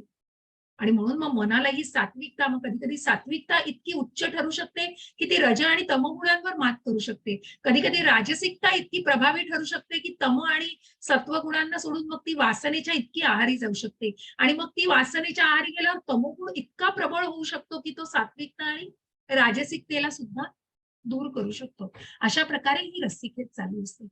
हरे कृष्ण. हरे कृष्ण. जेव्हा देहाची सर्व द्वारे ज्ञानाने प्रकाशित होतात तेव्हा सत्वगुणाच्या प्रकटीकरणाचा अनुभव येऊ शकतो. हरे कृष्ण. हरे कृष्ण. म्हणजे 9 द्वारं आपण याच्या आधी उल्लेखली आहेत की मग 2 नासिका, ज्या नाकपुड्या, 2 कान आहेत, 2 डोळे आहेत, एक तोंड आहे, एक उदर आहे आणि जननेंद्रिय आहे. गुदद्वार आणि जननेंद्रिय अशी ही जी 9 द्वारं आहेत, या सगळ्या गोष्टीतून आपल्याला काय जाणायचंय की मग याच्यामध्ये नेक्टर ऑफ इन्स्ट्रक्शन मध्ये खूप सुंदर दिलेलं आहे की मग या सगळ्या द्वारांची ही जी आसक्ती, ही जी ओढ आहे, त्या इच्छांना कुठेतरी नियंत्रित केलं जातं. काहीतरी जिभेला चमचमीत हवंय, मग डोळ्यांना काहीतरी बघायला हवंय, कानांना ऐकायला हवंय, वास असे छान छान घ्यायचे, मग इतरही आपल्या आसक्ती, मग त्या आसक्तीला, त्या इच्छा आकांक्षांना कुठेतरी जेव्हा नियंत्रित करण्याचा प्रयत्न करू शकता, तेव्हा कुठेतरी सात्विकतेचा प्रकटीकरणाचा अनुभव येऊ शकतो. मग ती व्यक्ती त्या 9 द्वारांमध्येच कुठेतरी समाधानी राहू शकते, कारण त्यांनी स्वतःला त्या सात्विकतेमधून त्या मार्गावरती आणण्याचा प्रयत्न केलेला असतो. मग कुठेतरी त्या अध्यात्माच्या मार्गावरती निश्चित तो स्वतःला आणण्याचा प्रयत्न करतो. हरे कृष्ण. प्राची माताजी आहेत ना. हरे कृष्ण माताजी. हरे कृष्ण. 14.12. हे भरतर्षभ, हा काय भरतहर्षभ, जेव्हा रजोगुणामध्ये वृद्धी होते तेव्हा आध्यात्मिक आसक्ती, सकाम कर्म, महत् प्रयास, अनियंत्रित इच्छा आणि लालसा इत्यादी लक्षणे उत्पन्न होतात. हरे कृष्ण माताजी. हरे कृष्ण. मग राजसिकता काय सांगते? जसं मी आधी म्हंटल, इच्छा, आकांक्षा, वासना इतक्या प्रबळ असतात की मग त्या कुठेतरी आसक्ती, सकाम कर्म, मला हे धन मिळवायचंय बघा त्या व्यक्तीला, मग मला हे हवंच आहे, मग त्या परस्त्रीवरती डोळा आहे, ती परस्त्रीची ती वासना इतकी कुठेतरी ओढ असते आणि इतकी ती आसक्ती असते की मग त्यासाठी काहीही करायला लागलं तरी चालेल. आणि म्हणून ती अनियंत्रित इच्छा कुठेतरी ती सगळी लक्षणं उत्पन्न करत असतात. हरे कृष्ण. हरे कृष्ण माताजी. 14.13. हे कुरुनंदन, जेव्हा तमोगुणामध्ये वृद्धी होते तेव्हा अंधकार, निष्क्रियता, मूर्खपणा आणि मोह हे प्रकट होतात. हरे कृष्ण. हरे कृष्ण. मग हे अज्ञानच हो. तमोगुणामध्ये जे आहे तो अंधकार, सगळा ज्ञानाचा कुठे पत्ताच नाहीये, अज्ञानाचा सगळा अंधकार आहे. आणि म्हणूनच ती निष्क्रियता आहे, काही करायचंच नाहीये. कारण ज्ञानच नाहीये तर मग कुठेही निष्क्रियता आलेली आहे सगळी, मूर्खपणा, कारण मनाची धारणाच तशी झालेली आहे, कारण मनामध्ये विचार चांगले नाहीयेत, सगळे कुठेतरी स्वतःच्याच भ्रमातल्या वलयामध्ये मनुष्य आहे, स्वतःच्या भोवती एका जमा केलेल्या वलयासारखा, मग ते मोहाला बळी पडतात, कुठल्याही गोष्टीला ती व्यक्ती बळी पडू शकते, कारण ती सगळी मूर्खपणामध्ये जगते. आणि म्हणून ही तामसिक व्यक्ती कुठेतरी अज्ञानामध्ये जगत असते, अज्ञानाच्या अंधकारामध्ये जगत असते. हरे कृष्ण. हरे कृष्ण. जेव्हा मनुष्याचा सत्वगुणामध्ये मृत्यू होतो तेव्हा तो महर्षीच्या उच्चतर पवित्र ग्रह लोकांना प्राप्त होतो. हरे कृष्ण माताजी. हरे कृष्ण. मग आता सात्विक, राजसिक आणि तामसिक व्यक्तीचा मृत्यू झाल्यावर मृत्यूनंतर काय, मग त्यांना कुठले ग्रह प्राप्त होतात? कारण मग कुठेतरी सात्विकता सुखाशी जोडली गेली, पण पुण्य केलं जाते, कर्म चांगलं केलं जाते, आणि म्हणूनच मग जेव्हा सत्वगुणामध्ये मृत्यू होतो तेव्हा तो महर्षींच्या उच्चतर पवित्र ग्रहलोकांना, म्हणजे स्वर्गप्राप्ती, आणि मग ज्या उच्च ग्रहावरती, पृथ्वीपेक्षा उच्च जे ग्रह आहेत त्याच्यावरती निश्चितच प्राप्ती होऊ शकते. हरे कृष्ण. हरे कृष्ण माताजी. 14.15 जेव्हा मनुष्याच्या रजोगुणामध्ये मृत्यू होतो तेव्हा तो सकाम कर्मामध्ये संलग्न झालेला मनुष्यात जन्म घेतो, आणि जेव्हा तमोगुणामध्ये मृत्यू होतो तेव्हा तो पशु योनीमध्ये जन्म घेतो. हरे कृष्ण माताजी. हरे कृष्ण. मग रजोगुणामध्ये जेव्हा मृत्यू होतो किंवा कुठेतरी इच्छा, आकांक्षा, वासना, मग पुन्हा त्या, जरी ते कुठेतरी तामसिकतेकडे अगदी तितकं नसलं तरी मग पृथ्वी लोकावरच पुन्हा जन्म मिळतो, पुन्हा त्या मृत्यू लोकावरच जन्म मिळतो. सकाम कर्मामध्ये जे संलग्न झालेली आहे, कुठेतरी ती अजूनही फळांची अपेक्षा आहे, मला हे पाहिजे, मला हे खायचंय, मला ते हवं आहे, आणि मग स्वतःचे ते उपभोगायचंय, मग कुठेतरी ते भोगही आहे. आणि म्हणून मग जन्म, मृत्यू, जरा, व्याधी याच्या पुन्हा त्या चक्रामध्ये पुन्हा अडकायचं. आणि जे तमोगुणामध्ये जात आहेत बघा, आपण म्हणतो मांसाहार केलेला आहे, परस्त्रीशी संबंध, कुठल्याही प्रकारचे वाईट जे गुण, इस्कॉनचे जे 4 काटेकोर नियम पाळले त्याचं जर उल्लंघन केलं तर कुठेतरी त्या गोष्टी पशु योनीमध्ये, नरक यातनांमध्येच कुठेतरी जाऊ शकतात, आणि मग त्यांना नरकाचाच जन्म मिळतो. कर्मणः सुकृतस्याः सात्विकं निर्मल फलम, रजसस्तु फलम दुःखम, अज्ञानं तमसः फलम. हरे कृष्ण. हरे कृष्ण. कोण वाचतं, कोणी वाचा. पुण्यकर्माचे फळ शुद्ध असते आणि ते सत्वगुणामध्ये असल्याचे म्हटले जाते, परंतु रजोगुणामध्ये केलेल्या कर्माचे फळ म्हणजे दुःख आहे आणि तमोगुणामध्ये केलेल्या कर्माचे फळ म्हणजे मूर्खपणा आहे. हरे कृष्ण माताजी. हरे कृष्ण. आणि मग ज्या सत्वगुणामध्ये बांधलो जातोय, मग सुखाशी बांधलो जातोय, पुण्यकर्म केलं जातंय, पण कुठेतरी पुण्यकर्माचं फळ जरी शुद्ध असलं तरी ती सात्विकतेमध्ये एक चांगली गोष्ट केली जाते. निदान म्हणतात ना की मग त्यांनाच अगदी उच्च ग्रहांवर प्रवेश मिळतोय, कुठेतरी नरक यातना आणि पृथ्वी लोकावर पुन्हा फिरून यावं लागत नाहीये, कारण मग ती पुण्यता जी आहे, जे पुण्य काम केलेलं आहे त्या कर्माला कुठेतरी जरी फळ मिळत असलं तरी ते फळ शुद्ध आहे. परंतु रजोगुणाचं कर्मफळ म्हणजे काय, तर दुःखामध्येच आहे कुठेतरी, कारण वासनेपोटी मग काही चुकीच्या गोष्टी केल्या जाऊ शकतात. आणि तमोगुणामध्ये कर्माचं फळ हे मूर्खपणाचंच आहे, कारण तिथे अज्ञानच आहे, कुठलंच ज्ञान नाहीये. सकाम कर्म करतोय तो तरी थोडंसं ज्ञानाने काही करतोय, आणि ती गोष्ट केली जाते ती सुद्धा कुठेही दुःख देणारीच आहे, परंतु तमोगुणापेक्षा थोडीशी वरच्या पातळीवरची, जो पुन्हा तमोगुणामध्ये जाऊ शकतो गुण.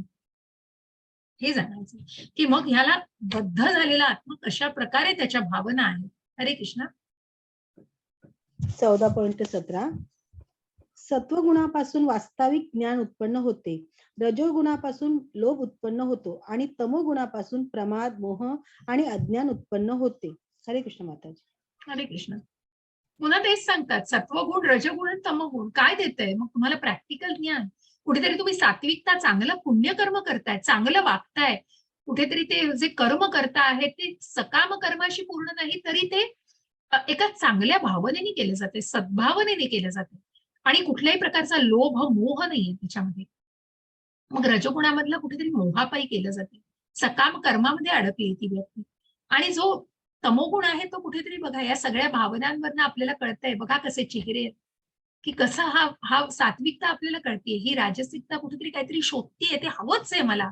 तामसिकतामध्ये काहीच नाहीये, म्हणजे अज्ञान आहे आणि सगळा प्रमाद आणि कुठेतरी तो मोह मनुष्याला कुठे नेतोय बघा. या 3 भावनांमध्येच आपल्याला कळेल की किती भावना कशा आहेत. ते वासना बघा त्या तोंडावरती किती दिसत्या आहेत रजोगुणी व्यक्तीच्या, आणि मग तमोगुणी व्यक्ती तर काय हो पूर्ण काय म्हणतात ना मूर्खपणातनं कुठेतरी अतिशय अधःपतनाला गेलेली असते ती व्यक्ती. ऊर्ध्वं गच्छन्ति सत्वस्था मध्ये तिष्ठन्ति राजसः जगन्य गुणवृत्तिस्था अधो गच्छन्ति तामसः. हरे कृष्ण. हरे कृष्ण माताजी. सत्वगुणी मनुष्य क्रमशः ऊर्ध्व गतीने उच्चतर लोकांमध्ये जातात. रजोगुणी मनुष्य पृथ्वी लोकात वास करतात आणि जे निंदेय तमोगुणात स्थित आहेत त्यांचे नरक लोकात अधपतन होते. हरे कृष्ण माताजी. हरे कृष्ण. जे मृत्यूनंतर मी म्हटलं की जे पृथ्वीवरच्या ग्रहांमध्ये रजोगुणी व्यक्तींना मनुष्य प्राप्तीसाठी म्हणजे त्या पुन्हा त्या पृथ्वी लोकावरच जन्म मिळतो. मग जन्म मृत्यू जरा व्याधी मग वेगवेगळ्या इच्छातून वेगवेगळ्या वासनातून वेगवेगळ्या योनीमध्ये जन्म मिळतो. आणि मग तमोगुणात जे आहेत त्यांना मात्र सगळ्या वासनांमुळे नरक यातनाच भोगायला लागतात. असा गोलोकाचा चार्ट नंतर मी तुम्हाला पाठवीन ग्रुपवर आणि सांगेन त्याच्याबद्दल, कारण अजूनही आपल्याला त्याच्याबद्दलही उल्लेख करायचा आहे. हरे कृष्ण. हरे कृष्ण. जेव्हा मनुष्य योग्य रीतीने पाहतो की सर्व कर्माचा प्राकृतिक गुणांखेरीज इतर कोणतीही करता आणि इतर कोणीही करता नाही इतर कोणीही करता नाही आणि जो या सर्व गुणाच्या पलीकडे असणाऱ्या परमपुरुषाला जाणतो तो माझ्या आध्यात्मिक स्वभावाला प्राप्त होतो. हरे कृष्ण माताजी. हरे कृष्ण.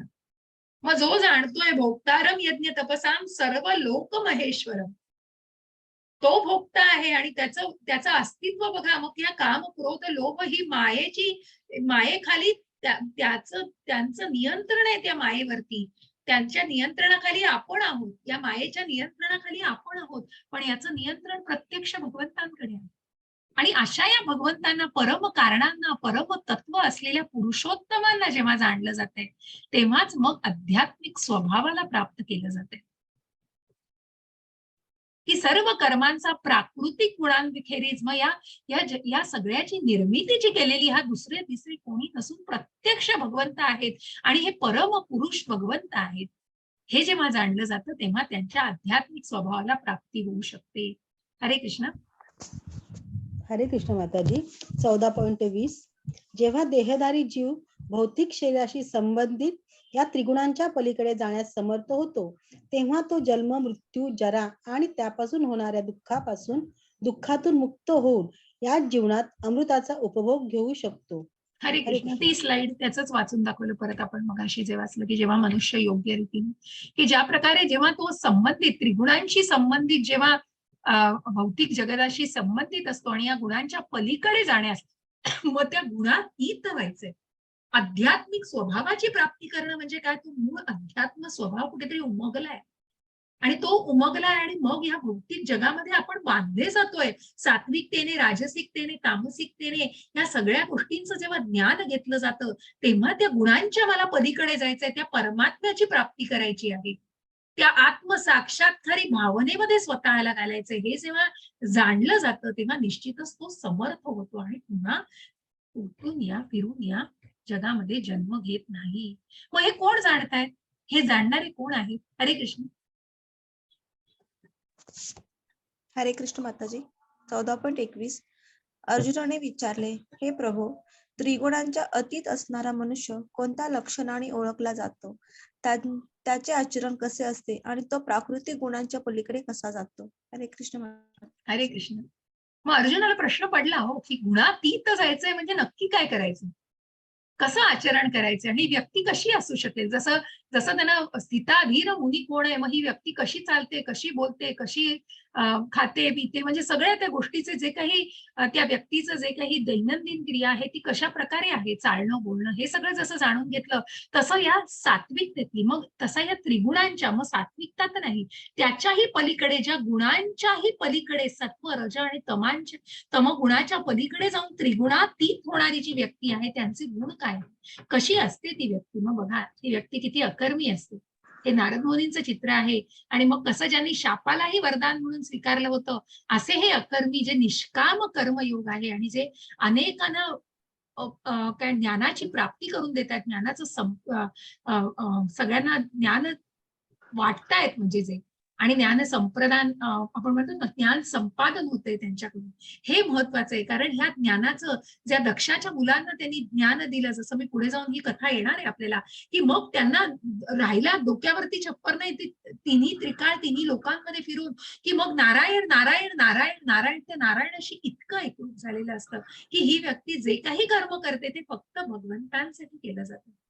मग असे काय असते या व्यक्तीचे गुण? हरे कृष्ण. हरे कृष्ण. श्री भगवान म्हणाले, हे पांडुपुत्र, जो प्रकाश, आसक्ती आणि मोह यांची उपस्थिती असताना त्यांचा द्वेष करीत नाही किंवा ते नाहीसे झाले तरी त्यांची आकांक्षा करीत नाही, जो त्रिगुणांच्या प्रभावामध्येही अविचलित आणि निश्चल राहतो आणि केवळ त्रिगुणच सक्रिय आहेत हे जाणून उदासीन आणि दिव्य राहतो, जो आत्मस्थित आहे आणि सुखदुःखाला सारखे मानतो, तो जो माती, दगड आणि सोन्याकडे समदृष्टीनं पाहतो, जो प्रिय आणि अप्रिय यांच्याबद्दल समभाव राखतो, जो धीर आहे आणि स्तुती व निंदा, मान व अपमान याकडे समभावाने पाहतो, जो मित्र आणि शत्रू यांच्याशी सारखीच वर्तणूक करतो आणि ज्याने सर्व भौतिक कर्माचा परित्याग केला आहे, त्या मनुष्याला गुणातीत म्हटले जाते. हरे कृष्ण माताजी. हरे कृष्ण. बघा की मग किती वेळेला हे वर्णन आलेलं आहे. ज्या स्थिताधीर मुनीचं आपण वर्णन बघितलं, मग ज्या गोष्टीचं ज्ञान आपण कालच्या अध्यायामध्ये घेतलं आणि मग त्या पंडिताचे गुण बघितले, त्या त्या जे आपण माधवेंद्र पुरींची गोष्ट ऐकली ईश्वरपुरीचे, की कशा प्रकारे हे महात्मे, हे जे महान आत्मे आहेत, हे महात्मे अत्यंत दृढ कसे झालेले आहेत आणि मग त्यांनी ती दृढता कशा प्रकारे स्वतःमध्ये आजमावली आहे. असे हे अकर्मी व्यक्तीचे गुण, असे हे भक्ताचे गुण, की ज्यांनी भगवंतांच्या स्वभावाची प्राप्ती करण्याचा मार्ग स्वीकारलेला आहे. आणि म्हणूनच मग कुठेही त्यांच्यामध्ये आपण म्हणतो ना, जसं मी म्हटलं, एक वैष्णव, एक भक्ताच्या मनामध्ये जो काही ओथंबून वाहत असतो झरा, प्रेमाचा झरा आणि जो काही आनंदाचा झरा, की ज्यांनी सच्चित आनंद अशा या टप्प्यावरती स्वतःला आणायचा प्रयत्न केलेला असतो, की मग जी शाश्वतता आहे, ज्याच्यामध्ये सगळी सत्यता आपल्याला दिसू शकते, अशी ही व्यक्ती म्हणजे की जिथे समतोल राखलेला आहे आणि समभाव आहे. प्रिय अप्रिय व्यक्ती असल्या तरी समभाव आहे, जो दगड आणि सोन्याला सुद्धा एकाच समान दृष्टीने बघतोय, कारण मग त्याचं खरंच काही वाटत नाहीये, कुठलीही तमा नाही बाळगते, कुठल्याही गोष्टीचं मनामध्ये कुठलीही किंतु परंतु नाहीयेत आणि मनाला कुठल्याही काय म्हणतो ना आपण, की हे न मिळाल्याचं तर ते न मिळाल्याचं असमाधान नाहीये, अशी ही कर्मी व्यक्ती आहे. मांचयो व्यभिचारेण भक्ती योगेन सेवते सगुणान समतीतैत्यान ब्रह्मभूयाय कल्पते. हरे कृष्ण. हरे कृष्ण माताजी. 14.26. जो मनुष्य सर्व परिस्थितीत एकनिष्ठ होऊन पूर्णतया भक्तीमध्ये संलग्न होतो, तो तात्काळ त्रिगुणांच्या पलीकडे जातो आणि ब्रह्मस्तरापर्यंत उन्नत होतो.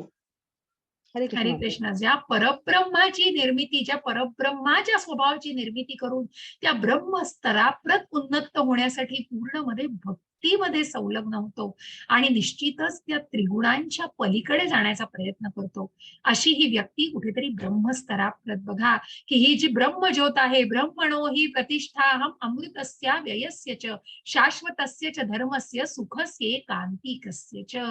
हरे कृष्ण. हरे कृष्ण माताजी. आणि परमसुखाची स्वाभाविक स्थिती असणाऱ्या अमृत, अव्यय आणि शाश्वत निर्विशेष ब्रह्मज्योतींचा आधार मी आहे. हरे कृष्ण माताजी. हरे कृष्ण. मग ही जी ब्रह्मज्योत, मग कुठेतरी जसं आपण बघितलं की ज्या ध्यान योगामध्ये आपण बघितलं की ती वात असते, तो दिवा जर एखादी एअर टाईट कंटेनर ठेवलं आणि ती हवा सगळीकडनं बंद केली तर तो फडफडत नाही दिवा कुठेतरी. आणि त्या तशा प्रकारे या ब्रह्माला जर परब्रह्माचं अस्तित्व जाणलं नाही तर या ब्रह्माचा काय आधार आहे, या ब्रह्माला कसं जाणू शकाल? आणि म्हणूनच मग स्वाभाविक स्थिती असणाऱ्या अमृत, अव्यय, शाश्वत निर्विशेष ब्रह्मज्योतीचं, की ज्याचा मूळ स्वभाव तो आहे, त्याला त्याचा आधार भगवंत आहे, त्याचा आधार परमात्मा आहे, परब्रह्म आहे. आणि ज्याने हे जाणून घेतलेलं आहे तो निश्चितच भगवत स्वभावाची प्राप्ती करत असतो. असा हा 14वा अध्याय आपण संपवतो इथे. आपण ज्या त्रिगुणांना बघितलेला आहे, मग त्रिगुणांच्या अतीत होणं काय आहे आणि हा त्रिगुणांमध्ये सुद्धा जगताना कशा प्रकारे संदर्भ दिलेले आहेत आणि मग त्या व्यक्तीचं उदाहरण काय आहे, गुणातीत झालेल्या व्यक्तीचं, आणि मग अशा प्रकारे आपण या तीनही गुणांना व्यवस्थित जाणून घेण्याचा प्रयत्न केलेला आहे. आता मी 15वा अध्याय शेअर करते. 1-2 मिनिटं फक्त ब्रेक घेते.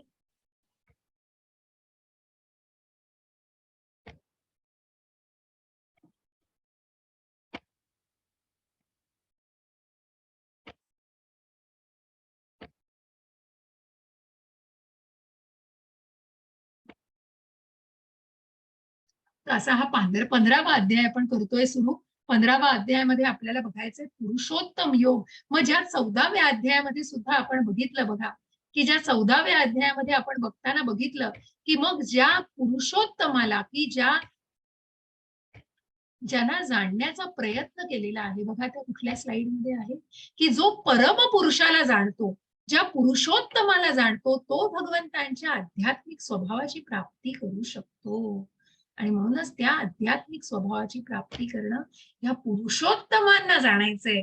कशा प्रकारे स्वतःला त्या गुणांच्या, त्रिगुणांच्या अतीत जायचंय आणि जर त्या सात्विकतेच्या बद्धतेतूनही बाहेर पडायचंय, तर मग कुठेतरी तो जे कर्म करतोय ते भगवंतांना अर्पण करायचे, त्या निष्काम कर्माला जाणून घ्यायचंय जास्तीत जास्त.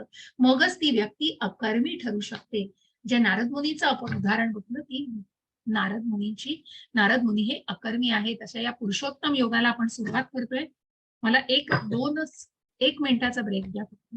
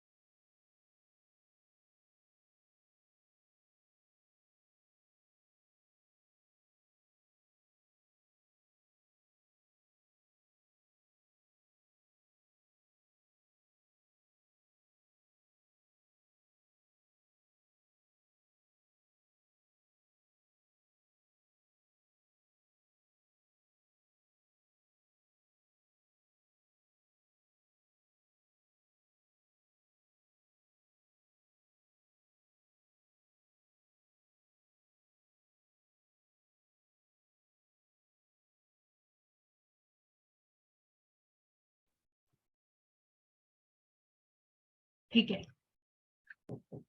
तर आपण सुरू करूया या पुरुषोत्तम योगाला. मग पुरुषोत्तम योग म्हणजे परम पुरुषाचा योग आपण जे बघितलं. आपण पुन्हा साष्टांग दंडवत करूया. श्री श्री राधा गोविंद यांच्या चरणी आशीर्वाद घेऊया त्यांचे. श्रीला प्रभुपादांनाही साष्टांग दंडवत, नामनिष्ठ प्रभूजींना साष्टांग दंडवत आणि इस्कॉनच्या पूर्ण टीमला सादर प्रणाम करून आपण 15वा अध्याय सुरू करूया.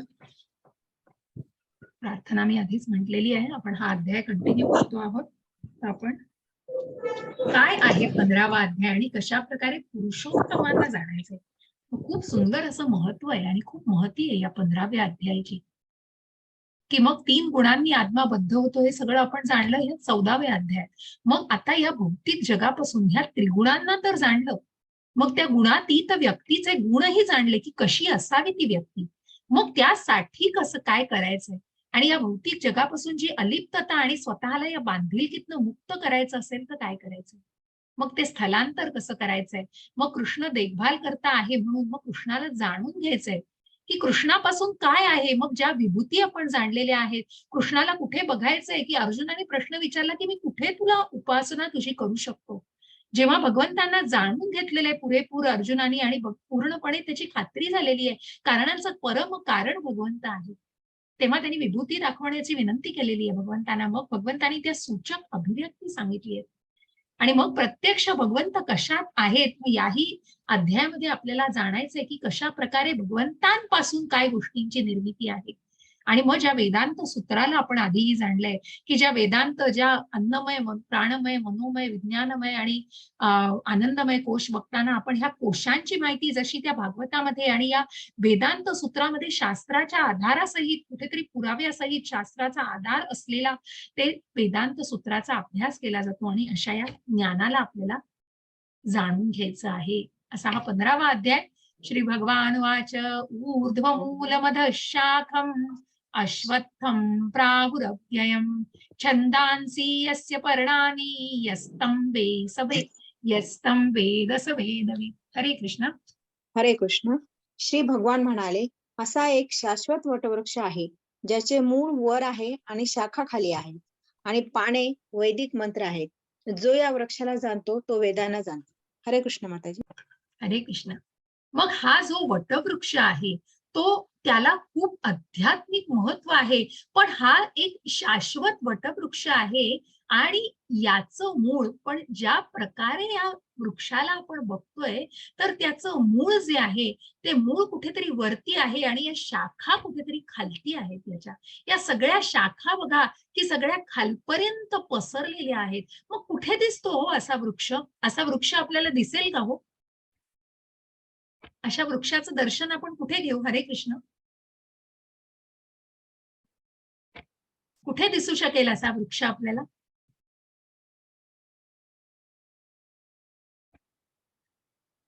काही ताडता येते, काही सांगता येते.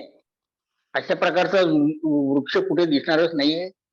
अशा प्रकारचा वृक्ष दिसणारच नाही, कारण काय मूळ वर्षी कसं असेल कुठल्याही गोष्टीचं. मुळापासून तर मुख्य सुरुवात होते. हेच जाणायचंय प्रभूजी. आणि म्हणून असा वृक्ष हे फक्त एक प्रतिबिंब असू शकतं प्रभूजी. आणि म्हणूनच हा शाश्वत वटवृक्ष नाही, हे अशाश्वत. की मग एखाद्या पाण्याच्या साच्याच्या पाण्याचा साठा जिथे असेल त्या ठिकाणी जेव्हा तुम्ही हा वटवृक्ष बघाल तेव्हा त्याचं जे प्रतिबिंब दिसेल ते प्रतिबिंब तुम्हाला असं दिसेल. आणि म्हणूनच आध्यात्मिक जगाचं प्रतिबिंब हे भौतिक जग आहे. जो मूळ आध्यात्मिक वटवृक्ष आहे त्या वटवृक्षाचं प्रतिबिंब हे हा भौतिक जग आहे. या भौतिक जगामधल्या या सगळ्या फांद्या ज्या आहेत या सगळ्या पसरलेल्या आहेत, कुठे तर खालती पसरलेल्या आहेत. आणि या मुळांना खतपाणी कशाने घातलं जातंय तर त्रिगुणांनी घातलं जातंय. आणि या ज्या फांद्या आहेत त्या एका फांदीवरून मनुष्य दुसऱ्या फांदीवरून तिसऱ्या फांदीवरून चौथ्या फांदीवर उड्या मारत फिरतोय, कारण कुठेतरी ही जी पानं आहेत ही वेदांचं महत्व सांगतायत, परंतु त्यांना जाणून सुद्धा ते ज्ञान जे आत्मसात केलं जातंय त्या इच्छा आकांक्षा आहेत त्याच्यामध्ये. आणि म्हणूनच मग कुठेतरी बघा की तुम्ही बघाल तर ती सुरुवातीला बघाल तर काही मनुष्याच्या लोकांमधलं तुम्हाला दिसेल. वरती तर तुम्हाला सगळे उच्च ग्रह दिसतील याच्यावरती, परंतु जसं जसं तुम्ही खाली जाल तसं तसं तुम्हाला नीच ग्रह म्हणजे कुठेतरी नीच लोकांमध्ये आणि या योनींमध्ये जन्म प्राप्त होतो. तसं ते मुळ त्याची त्या फांद्या पसरलेल्या आहेत. अशा या आध्यात्मिक वटवृक्षाचं हे भौतिक वटवृक्ष हे प्रतिबिंब आहे. आणि म्हणूनच हे प्रतिबिंब कसं दिसतंय बघा आपल्याला. तर हे प्रतिबिंबामध्ये काय दिसतंय, कशा प्रकारे त्याची, तर त्याला कुठेतरी या त्रिगुणांनी खतपाणी घातलं जात आहे. मग जे काही जीव जे काही जगतोय, ज्या इच्छा आकांक्षा, त्याच्यामुळे तो फांद्यांवरून उड्या मारत वेगवेगळे जन्म घेतोय, 84 योनीतून तो जन्म घेतोय. जे काही त्या ब्रांच म्हणजे ज्या काही त्या छोटीची जी आपण म्हणतो ना त्या फांद्यांनाही जे फुटलेले आहेत, त्या सगळ्याची त्याची टोकं आहेत, ती सगळी ज्ञानेंद्रिय कर्मेंद्रिय आहेत. मग कुठेतरी ती जी सेन्स ऑब्जेक्ट्स, ही ज्ञानेंद्रिय कर्मेंद्रिय त्याची कुठेतरी प्रतिकात्मक रूपं आहेत. जी पानं आहेत त्याची, ती कुठेतरी वेदमंत्र सांगतायत. या सगळ्याचा अभ्यास केला जातोय, कारण तो वटवृक्ष आध्यात्मिक आहे. मूळ काय आहे? मूळ आध्यात्मिकच आहे. परंतु मग या ज्या भौतिक जगाची ही जी हे जे प्रतिबिंब दिसतंय त्याला करण्यासाठी काय, तर ते त्रिगुणांच्या प्रभावाखाली आहे. आणि म्हणून मग त्याला जाणायचं असेल तर हरे कृष्ण. माताजी वाचा. कोण हरे वाचणार? कृष्ण हरे हरे कृष्ण कृष्ण. माता. 15.2 या वृक्षाच्या त्रिगुणांनी पोषण केलेल्या शाखा खाली आणि वर पसरलेल्या आहेत. यांच्या डहाळ्या म्हणजे इंद्रिय विषय आहेत. या वृक्षाची मुळे खाली पसरलेली आहेत आणि ती मानव समाजाच्या सकाम कर्माशी बांधली गेली आहे. हरे कृष्ण माताजी. हरे कृष्ण. जसं आपण बघतो बघा की वडाच्या झाडाच्या ज्या पारंब्या असतात, मग ज्या इतक्या खालपर्यंत पण त्या आलेल्या असतात, मग हे जे इंद्रिय विषय आहेत, हे जे सकाम कर्माशी बांधलं जात आहे आणि भौतिक जगामध्ये जी बद्धता आपल्याला दिसतीये, त्याचं कुठेतरी प्रतिकात्मक स्वरूप म्हणून हा वटवृक्ष दाखवलाय. कारण हा प्रत्यक्ष शाश्वत असा वटवृक्ष आपल्याला दिसणारच नाही, हो उलटा असा. परंतु जो सकाम कर्माशी, म्हणजे डहाळ्या म्हणजे इंद्रिय विषय, कारण या वासनांशी, इच्छा आकांक्षांशी कुठेतरी सगळं बांधलं गेलेलं आहे, त्याचं प्रतिकात्मक रूप म्हणजे हे दाखवलंय. आणि म्हणून त्या ज्या वरती दाखवलंय ती कुठेतरी डिझायर, कुठेतरी त्या कल्पनेच्या मुळे ह्या सगळ्या डहाळ्यापासून त्याच्यावर उड्या मारत मारत जीव हा वेगवेगळ्या जन्मातून जातो आहे. हे समजून घ्यायचा प्रयत्न करा. खूप समजायला कठीण असं म्हणणार नाही, पण ती जी प्रतिकात्मकता आहे आणि ते जे स्वरूप दाखवलंय प्रतीक म्हणून, ते जाणून घ्यायचा प्रयत्न करा. हरे कृष्ण. हरे कृष्ण माताजी. आपण 3-4 आवाज थोडे टाळा, आवाज पुष्कळ येत आहेत. बाकीच्यांनी थोडं म्यूट राहायचा प्रयत्न करा. ठीक आहे. हरे कृष्ण. हरे कृष्ण माताजी. या वृक्षाचे वास्तविक रूप या जगतात अनुभवता येत नाही. याचा आदी अंत आधार कोणीही जाणू शकत नाही. परंतु मनुष्याने खोलवर मुळे गेलेल्या या वृक्षाला निश्चयाने अनासक्ती रूपी शास्त्राद्वारे छेदून टाकले पाहिजे. त्यानंतर मनुष्याने असे स्थान शोधावे की ज्या ठिकाणी गेल्यावर पुन्हा परतावे लागत नाही. ज्या परम पुरुषाकडून अनादी काळापासून सर्व गोष्टींचा प्रारंभ आणि विस्तार झाला आहे, त्या परम पुरुषाला त्या ठिकाणी शरण गेले पाहिजे. हरे कृष्ण माताजी. हरे कृष्ण. आणि म्हणूनच याचं वास्तविक रूप या जगतामध्ये अनुभवता येत नाही. या वटवृक्षाचं मूळ, कारण ते आध्यात्मिक जग भगवंतांचं आहे, हो. त्या आध्यात्मिक जगाचं हे कुठेतरी प्रतिबिंब आहे, ही भगवंतांचीच निर्मिती आहे. परंतु या भौतिक जगातली बद्धता, मग ह्याचा आदी अंत मध्य दिसत नाहीये. पण या वृक्षाला, या ज्या प्रतिकात्मक अशा ज्या भौतिक वटवृक्ष जो आहे, हा जो प्रतिबिंब ज्याचा आहे, ज्याची फांद्या खालपर्यंत पसरलेल्या आहेत, या सगळ्याला कुठेतरी अनासक्तीद्वारे छाटलं पाहिजे. मग नुसतंच त्याला टाकून दिलंय, कारण उड्या मारत मारत एका डहाळ्यावरून दुसऱ्या डहाळ्यावर उड्या मारणं हे इच्छा वासनांमुळे, ते नुसतंच टाळणं शक्य नाहीये, तर त्याला कुठेतरी मुळापासून कापून टाकलं पाहिजे. आणि म्हणून ते ज्ञानाच्या शस्त्राद्वारे अनासक्त होऊन ज्ञान घेऊन, मग ही ज्ञान अनासक्ती कशाने येईल, तर त्या भक्तीच्या टप्प्यावर आपण जे जाणतो की मग जी निष्ठा आहे, जी साधुसंग, भजन क्रिया, अनर्थ निवृत्ती आणि मग अनासक्ती आणि मग भगवंतांची आसक्ती, त्या परम पुरुषाला की ज्याच्यामुळे ह्या सगळ्या चराचराची निर्मिती झालेली आहे, अनादी काळापासून सर्व गोष्टींचा प्रारंभ ज्याच्यापासून आहे, त्या परम पुरुषाला शरण गेलं पाहिजे, त्या भगवंताला, त्या पुरुषोत्तमाला जाणलं पाहिजे. आणि त्यासाठी मग ती ज्ञानाच्या शस्त्राने ते छेदलं पाहिजे. दुसरं तिसरं न करता त्याला छेदणंच आवश्यक आहे. ती अनासक्ती गाठणं आवश्यक आहे. न तद्भासयते सूर्यो न शशांको न पावकः यद्गत्वा न निवर्तन्ते तद्धामं परमं मम. हरे कृष्ण. हरे कृष्ण. त्या माझ्या परमधामाला सूर्य, चंद्र तसेच अग्नी किंवा वीज प्रकाशित करीत नाही. ते ज्या धामाला पोचतात ते पुन्हा या भौतिक जगात परत येत नाहीत. हरे कृष्ण माताजी. हरे कृष्ण. कसं सुंदर चित्र दाखवलंय बघा, की मग हे जे गोलोक वृंदावन दाखवलंय, ज्या चरण कमलांना आपण कमळाच्या पाकळ्यांचं, की ज्या कमळांच्या पाकळ्यांसारखे भगवंतांचे जे चरण आहे, आणि म्हणूनच अशा या गोलोकाला, की ज्याच्यामध्ये सूर्य चंद्र, मग ज्या भौतिक जगामध्ये सूर्य चंद्र हे प्रकाशित करत असतात, परंतु या आध्यात्मिक जगात भगवंतांच्या परमधामाला मात्र या सूर्यचंद्रांची नाही, तर भगवंतांपासूनच जे तेज आलेलं असतं, त्या तेजाने सगळी ती सृष्टी आणि सगळा तो गोलोक अक्षरशः प्रकाशमय झालेला असतो.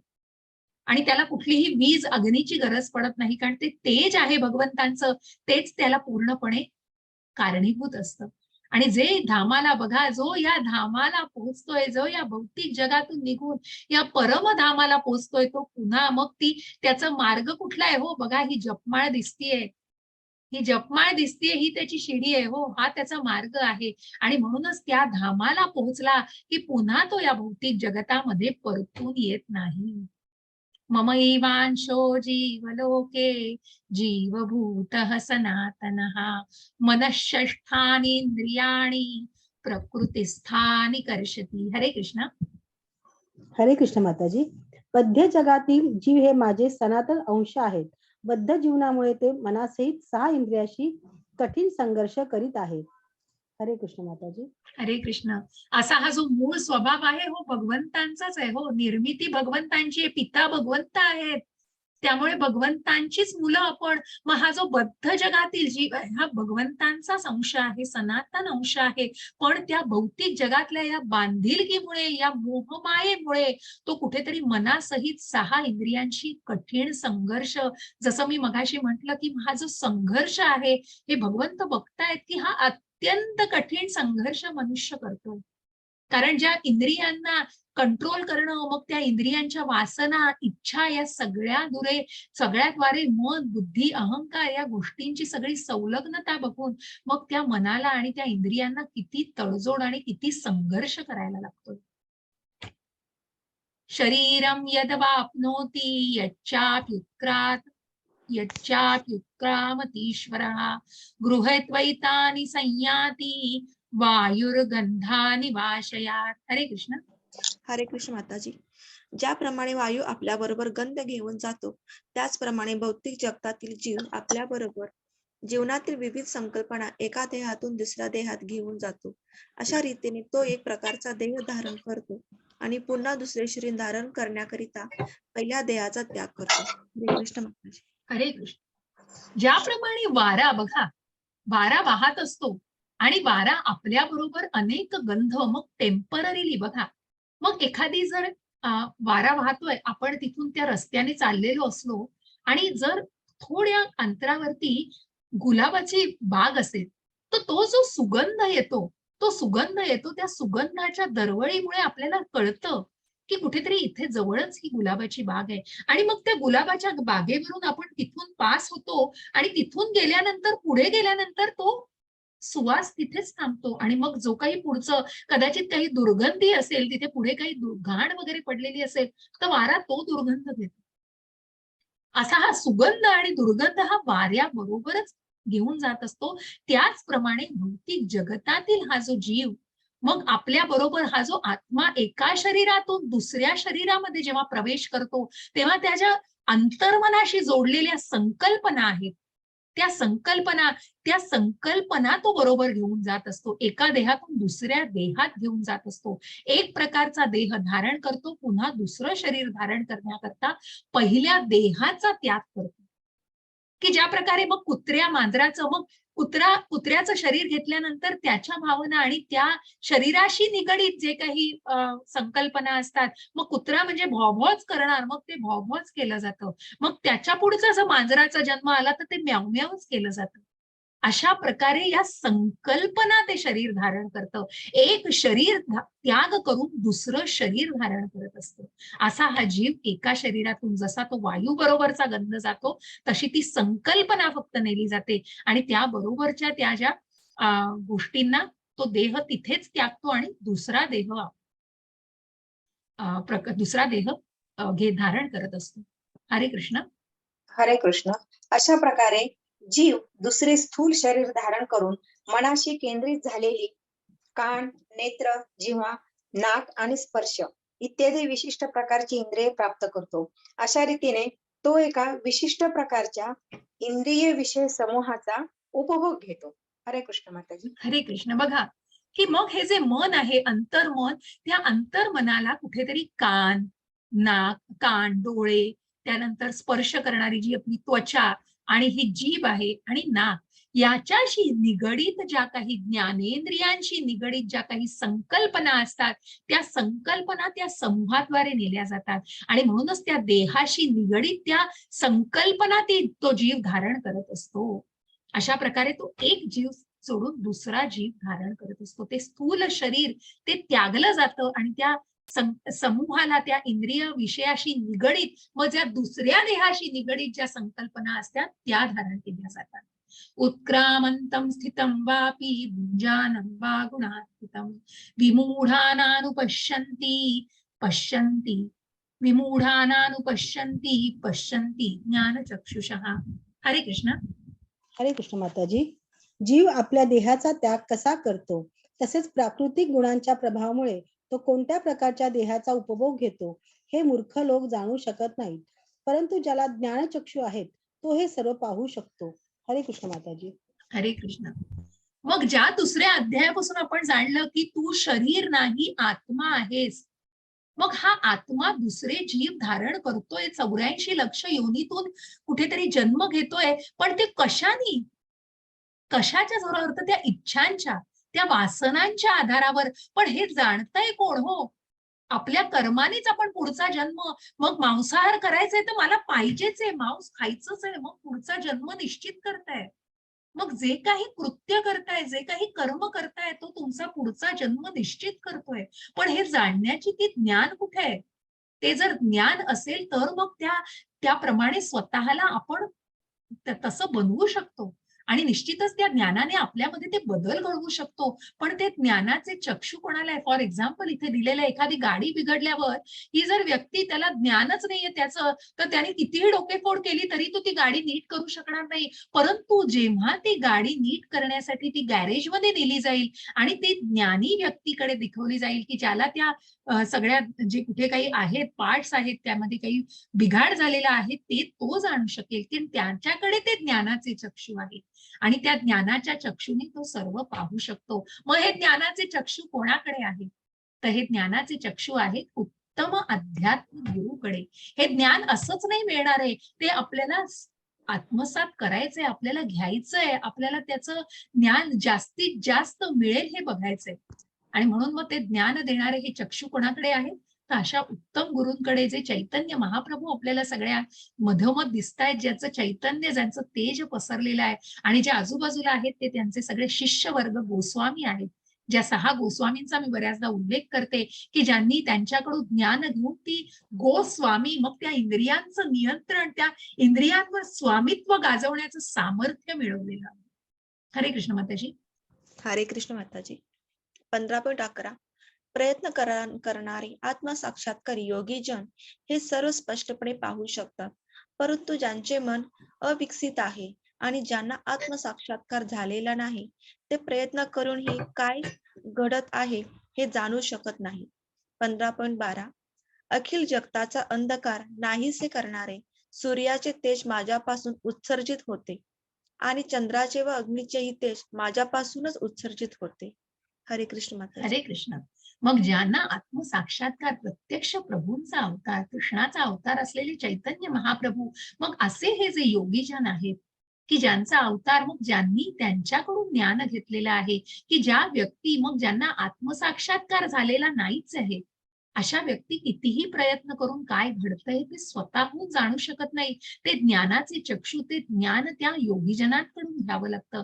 आणि म्हणून साधू, शास्त्र आणि गुरु याला पडताळून याच्यावर जे कर्म केलं जातं ते निश्चितच कुठेतरी चांगल्या आधारे, या आधारे जे कर्म केलं जातं ते निश्चितच एक सफल कर्म असतं, सामर्थ्याने केलेलं कर्म असतं. आणि नाहीतर मग विचलित झालेला देह, विचलित मनाने कुठलंही ज्ञान साधणं खूप अशक्य आहे. कितीही प्रयत्न केला तरीही ज्ञान मिळणार नाही. मग त्याच्यासाठी या वेदांचा अभ्यास, ज्यांनी शास्त्रांचा अभ्यास केलेला आहे, ज्यांना दृष्टांत दिलेला आहे प्रत्यक्ष परमात्म्याने, भगवंतानी, त्यांच्याकडून हे ज्ञान घेणं हे निश्चितच कुठेतरी काय म्हणतो ना आपण त्याला, खूप शहाणपणाची गोष्ट समजली जाईल आणि म्हणूनच त्याला कुठेतरी तो आत्मसाक्षात्काराचा मार्ग मिळेल निश्चितच.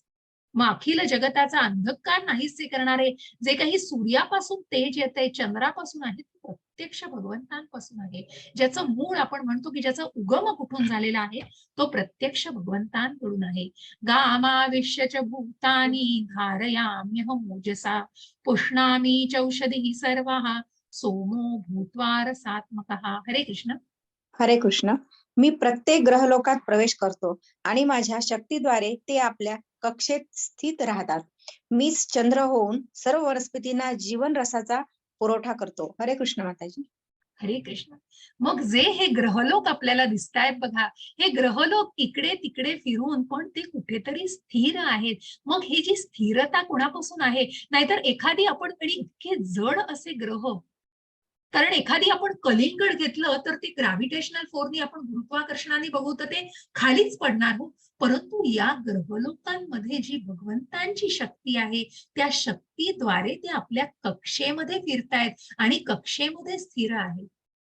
चंद्र होऊन भगवंतांपासून या वनस्पतींचा, ज्या पाण्याच्या चवीमध्ये आपण भगवंतांना बघितलं, ज्या वनस्पतींच्या रसामध्ये भगवंतांपासून हे वनस्पतींचे रस आहे, आणि चंद्र होऊन भगवंत या गोष्टीचा ज्ञान काय देतायत, तर यांच्यामध्ये भगवंतांचा समावेश आहे. आपण ज्या विभूती बघितल्या, आपण कशामध्ये, मग मी कुठे तुला स्मरू, हे जेव्हा अर्जुनाने विचारलं तेव्हा भगवंतांनी याचं उत्तर दिलेलं आहे आधीच्या या अध्यायामध्ये. अहं वैश्वानरो भूत्वा प्राणिनां देहमाश्रितः प्राणापान समायुक्तः पंचाम्यन्नं चतुर्विधम्. हरे कृष्ण. हरे कृष्ण. सर्व प्राणी मात्रांच्या देहामधील जठराग्नी मी आहे आणि 4 प्रकारच्या अन्नाचे पचन करण्याकरता मी प्राण व अपान वायूशी संयोग साधतो. हरे कृष्ण माताजी. हरे कृष्ण. मग ज्या अन्नमय प्राणमय कोशामध्ये आपण जे प्राण, अपान, व्यान, उदान, समान आपण बघितलं की ज्या प्रकारचं ही जी काय म्हणतो ना आपण त्याला, हवा आणि जी वाहत असते, जो वायू वाहत असतो, त्याच्याशी संलग्नता साधून मग कशा प्रकारे हे सगळं इतकं काटेकोरपणे आणि शिस्तबद्ध होतं हो. कारण या देहामधील जठराग्नी हा भगवंतांपासून आहे आणि त्याच्यामध्ये भगवंतांचा अंश आहे. ज्या 4 चावल्याचं, गिळल्याचं रस, म्हणजे पिणारं अन्न, जे शोषणारं अन्न, या सगळ्याचं कुठेतरी जेव्हा पचन होतं, या पचन करणाऱ्या त्या जठराग्नीमध्ये भगवंतांचा समावेश आहे. जसं पाण्याच्या रसामध्ये, आणि मग कुठेतरी जेव्हा लाळ ग्रंथीमध्ये, शास्त्र खूप पुढे गेलेलं आहे. म्हणूनच या प्रत्येक गोष्टीला प्रभुपादांनी जे सायन्स अँड सेल्फ रिअलायझेशन, मग याला जसं आपण या कोशांबद्दल माहिती घेतली आणि जे व्यासमुनींनी सांगितलंय की क्षेत्रज्ञान बरोबर, मग हे जे कोशांमधून जो क्षेत्र म्हणजे ते शरीर जात असतं आणि तो देहधारी आत्मा जात असतो, त्याला जाणण्यासाठी जसं वेदांमध्ये लिहून ठेवलेलं आहे, तसंच याचा सगळ्याचा उल्लेख सुद्धा या वेदांमध्ये आपण जाणतो. कशा प्रकारे हा जठराग्नी समतोल ठेवला जातो की ज्याच्यात भगवंतांचा अंश आहे. सर्वस्य चाहं हृदि सन्निविष्टो मत्तः स्मृति ज्ञानमं पोहनं च वेदैश्च सर्वैरहमेव वेद्यो वेदांत कृद्वेद विदेव चाहम्. हरे कृष्ण. हरे कृष्ण माताजी. मी प्रत्येकाच्या हृदयात स्थित आहे आणि माझ्यापासूनच स्मृती, ज्ञान आणि विस्मृती होतात. सर्व वेदांद्वारे जगण्यायोग्य मीच आहे. निसंदेह मी वेदांतांचा संकलन आहे आणि वेदांचा ज्ञाताही मीच आहे. हरे कृष्ण माताजी. हरे कृष्ण. ज्या वेदांना जाणून कृष्णाला जाणलं नाही तर काय जाणलेत वेद, म्हणून त्या वेदांतांचा संकलक भगवंत आहेत. त्या वेदांचा ज्ञाता, जसं काल आपण बघितलं, तो जो स्त्रोत येतोय प्रकाशाचा, कारण ज्ञान ही भगवंत आहेत, ज्ञेय ही भगवंत आहेत, त्या ज्ञानाचं ध्येय ही भगवंत आहे. ज्ञाताही भगवंत आहेत, ज्ञानही भगवंत आहेत आणि त्या ज्ञानाचं ध्येयही भगवंत आहेत. तसं भगवंत इथे सांगतायत की या विस्मृती आणि ज्या काही स्मरण करण्याच्या शक्ती आहेत या सगळ्या भगवंतांद्वारेच आहेत. त्यांच्या मासून या स्मृती, मग मी मुलांना ह्या शिकवताना मला खूप वेळा हे उल्लेख करावासा वाटतो की मग हा जो परमात्मा, ती आई जेव्हा अन्न बनवतीये, मग घरामध्ये जेव्हा अन्न शिजतं तेव्हा ज्या ज्या सात्विकतेने बघा ती अन्नात उतरलेली असते, तो परमात्मा. म्हणून जे आपण जे वदनी कवळ घेता तेव्हाही मी तो श्लोक म्हटला होता की पूर्ण हे पूर्ण ब्रह्म आपण हे जे जाणतो, जाणिले यज्ञ कर्म, किती सुंदर उल्लेख आहे त्याच्यामध्ये. आणि या गोष्टींना जाणून की परब्रह्म प्रत्यक्ष आहे आणि म्हणूनच जे अन्न शिजवत असते त्याच्यामध्येही परब्रह्माचाच अंश असतो. आणि म्हणून या ब्रह्मापासूनच हे सगळ्या परब्रह्मापासूनच हे सगळं आहे. याची निर्मिती ही भगवंतांपासूनच आहे. हृदयामध्ये स्थित असल्यामुळे यांच्यापासूनच या सगळ्याचा उगम झालेला आहे. हरे कृष्ण. हरे कृष्ण. च्युत क्षर आणि अच्युत अक्षर असे जीवांचे दोन वर्ग आहेत. भौतिक जगतात सर्व जीव च्युत असतात आणि आध्यात्मिक जगतातील प्रत्येक जीवाला अच्युत म्हटले जाते. 15.17 या दोहो व्यतिरिक्त एक परमपुरुष परमात्मा आहेत जे स्वतः अव्ययी भगवंत आहेत आणि तेच त्रिलोकामध्येही प्रवेश करून त्यांचे पालन पोषण करीत आहेत. हरे कृष्ण माताजी. हरे कृष्ण. एक सेकंद.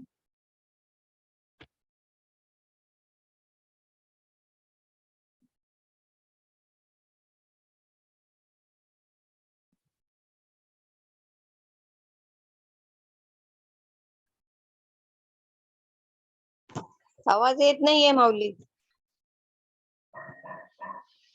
माताजी आवाज येत नाहीये. नाही नाही, मी एक सेकंद ब्रेक घेतलेला माताजी. मी म्हटलं ना तुम्हाला. हा, येस. आणि म्हणूनच आपल्याला जाणायचंय की क्षर आणि अक्षर. मग बघा, क्षर हे भौतिक जगातले आहेत. हे सर्व च्युत जीव म्हणजे कुठेतरी ते या भौतिक जगामध्ये वावरत असल्यामुळे बद्ध जीव आहेत आणि ते कुठेतरी या भौतिक जगात बद्ध झाल्यामुळे त्रिगुणांच्या प्रभावाखाली जगतायत. त्याच्यामुळे कुठेतरी पतनाला, अधःपतनाला, फॉलिएबल आणि इनफॉलिएबल म्हटलंय त्याला इंग्लिशमध्ये. आणि म्हणूनच हे जे अक्षर जीव आहेत, अच्युत आहेत, ते कुठेतरी आध्यात्मिक स्वरूपाचे आहेत. भौतिक जगामधील हे च्युत सगळे जीव आहेत आणि आध्यात्मिक जगतातील हे अक्षर अच्युत जीव आहेत.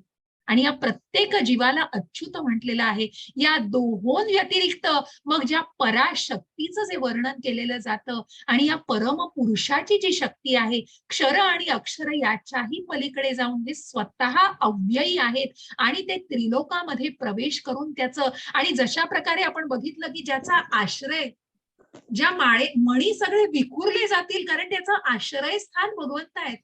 तो दोराच जर नसेल तर ती माळ सगळीकडे विखुरली जाईल. त्याप्रमाणे भगवंत आश्रयस्थान आहेत, भगवंत आधार आहेत आणि या त्रिलोकामध्ये त्यांनी प्रवेश करून. आणि म्हणूनच जेव्हा अर्जुन विचारतो की कशा प्रकारे तुम्ही ज्या विश्वरूप दर्शनामध्ये सगळ्या चराचराला भगवंतांनी दाखवलेलं आहे, अशा या सगळ्याचं पालन पोषण, ज्याचा सगळ्याचा समावेश त्याच्यामध्ये आहे, मग तात्पुरतं का होईना परंतु त्या उग्र स्वरूपामध्ये भगवंतांनी ते सगळं स्पष्ट केलेलं आहे. आणि म्हणूनच त्याचं पालन पोषण करणारे हे दुसरे तिसरे नाही पण प्रत्यक्ष परम पुरुष भगवंत पुरुषोत्तम आहेत. हे आपल्याला या परम पुरुषांना जाणायचं आहे. यस्माक्षरमतीतोऽहम् अक्षरादपि चोत्तमः अतोऽस्मि लोके वेदे च प्रथितः पुरुषोत्तमः. हरे कृष्ण. हरे कृष्ण माताजी. मी च्युत आणि अच्युत यांच्याही अतीत, दिव्य आणि सर्वश्रेष्ठ असल्यामुळे जगतामध्ये तसेच वेदांमध्ये पुरुषोत्तम म्हणून प्रसिद्ध आहे. हरे कृष्ण माताजी. हरे कृष्ण. असे हे पुरुषोत्तम प्रत्यक्ष भगवंतांनी आपल्या विभूती दाखवलेल्या आहेत की ज्याचं ज्ञान कुणालाच नाहीये. ज्या देवी देवतांना, आणि आपण पुढेही अध्यायात बघतो की जे देवी देवता सुद्धा भगवंतांना जाणण्यासाठी आतुर आहेत, की ज्यांना त्यांनाही पूर्ण कल्पना नाहीये, अशा देवी देवता कुठेतरी खूप जवळ आहेत, खूप काय म्हणतात ना, क्लोजली असोसिएटेड, म्हणजे अतिशय निकट आहेत. कारण त्यांना तेवढी पातळी, आपली तेवढीही अजून पातळी नाही. आपला मूळ स्वभाव अध्यात्म आहे परंतु आपण तितकी पातळी गाठलेली नाहीये. ज्या देवी देवतांनी दुर्मिळ असं हे रूप बघण्याचा सुद्धा सुद्धा प्रयत्न करतात आणि जे जाणण्याचा प्रयत्न करतायत, या सगळ्यामध्ये च्युत आणि अच्युत या सगळ्याच्या पलीकडे भगवंत अत्यंत श्रेष्ठ असे परम पुरुष आहेत, जे परमतत्व, जे जे विष्णू तत्व मी म्हंटल की महाविष्णूचं तत्व आपण म्हणतो की ज्याचं ठाई ठाई आहे, अशा या सर्वश्रेष्ठ परमपुरुषाला या जगतामध्ये जो वेदांचा सुद्धा अंत आणि जो वेदांचा ज्यांनी निर्मिती केलेली आहे, अशा या वेदांमध्ये पुरुषोत्तम म्हणून प्रसिद्ध आहे. पुरुषात उत्तम असा हा पुरुषोत्तम. मग आपण जे म्हटलं पुरुष प्रकृती, हे पुरुष जे आहे भोक्ता, सर्वोच्च नियंत्रक, ज्या शांतीसूत्रामध्ये ज्यांना आपण जाणलेलं आहे की सर्वोच्च नियंत्रक, जे सच्चित आनंद, जे 6 ऐश्वर्यांनी पूर्णपणे युक्त आहेत आणि जे शाश्वत आहेत, ज्ञानाने परिपूर्ण आहेत आणि सच्चित आनंद, की जे अत्यंत आनंदी आहेत, जे सर्वांचा प्रेमळ सखा आहे, अशा या भगवंताला वेदांमध्ये पुरुषोत्तम म्हणून जाणलेलं आहे. ज्या भगवंतांची स्तुती, ज्या आपण हे आधीच्याही अध्यायांमध्ये ही स्लाइड आहे की ज्या ब्रह्मांनी भगवंतांची स्तुती केलेली आहे, ज्या शिवांनी भगवंतांची स्तुती केलेली आहे. यो मामेव सम्मूढो जानाति पुरुषोत्तमं ससर्व विद्भजति मां सर्वभावेन भारत. हरे कृष्ण. हरे कृष्ण माताजी. जो मला संशय रहित होऊन पुरुषोत्तम भगवान म्हणून जाणतो, तो सर्वज्ञ होय. म्हणून हे भरता, तो माझ्या भक्तीमध्ये पूर्णपणे संलग्न होतो. हरे कृष्ण माताजी. हरे कृष्ण. जो सेल्फ रिअलाइज्ड, जो आत्मसाक्षात्कारी झालेला आहे आणि ज्याच्या मनामध्ये संशयाला जागाच नाही आता. म्हणून अर्जुनाला भगवंतांनी सांगितलं की तू माझा प्रिय सखा आहेस, तुझ्या मनामध्ये माझ्याविषयी मत्सर नाही, तुझ्या मनामध्ये कुठलीही शंका नाहीये आता. आणि म्हणूनच अशा जेव्हा संशय रहित होऊन की मनामध्ये कुठलीही, कारण कसं आहे माहितीये का की ती श्रद्धा कधी येईल, ती श्रद्धा मनामध्ये जर संशय नसेल तरच येईल. आणि हा श्रद्धा हा पहिला टप्पा म्हणूनच आहे हो. जर ते मान्यच नसेल आणि त्या गोष्टींना जाणूनच घ्यायचं नसेल, ते ज्ञानच अवगत करायचं नसेल, आडातच नाही तर ते पोहऱ्यात कुठून येणार, तसा प्रकार येतो. आणि म्हणून मग जर संशय मनामध्ये कुठेतरी संशयाला जागा असेल तर ते संशयाचं काय म्हणतात ना मूळ छाटून टाकलं पाहिजे, कारण ते ज्ञानानेच छाटलं गेलं पाहिजे. कारण याविषयीचं ज्ञान कुठे मिळेल आणि हे ज्ञान जर आत्मसात केलं तर भगवंतांना पूर्णपणे जाणू शकतो आणि तोच सर्वज्ञ होऊ शकतो. म्हणून हे भरता, माझ्या भक्तीमध्ये तू पूर्णपणे संलग्न होऊ शकतो. आणि म्हणूनच मग आपल्याला जाणायचंय. हरे कृष्ण. हरे कृष्ण. हे निष्पाप अर्जुना, हा वैदिक शास्त्रांचा परमगुह्य गाभा आहे आणि तो आता मी तुला प्रकट केला आहे.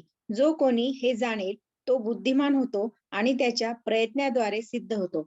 हरे कृष्ण माताजी. हरे कृष्ण.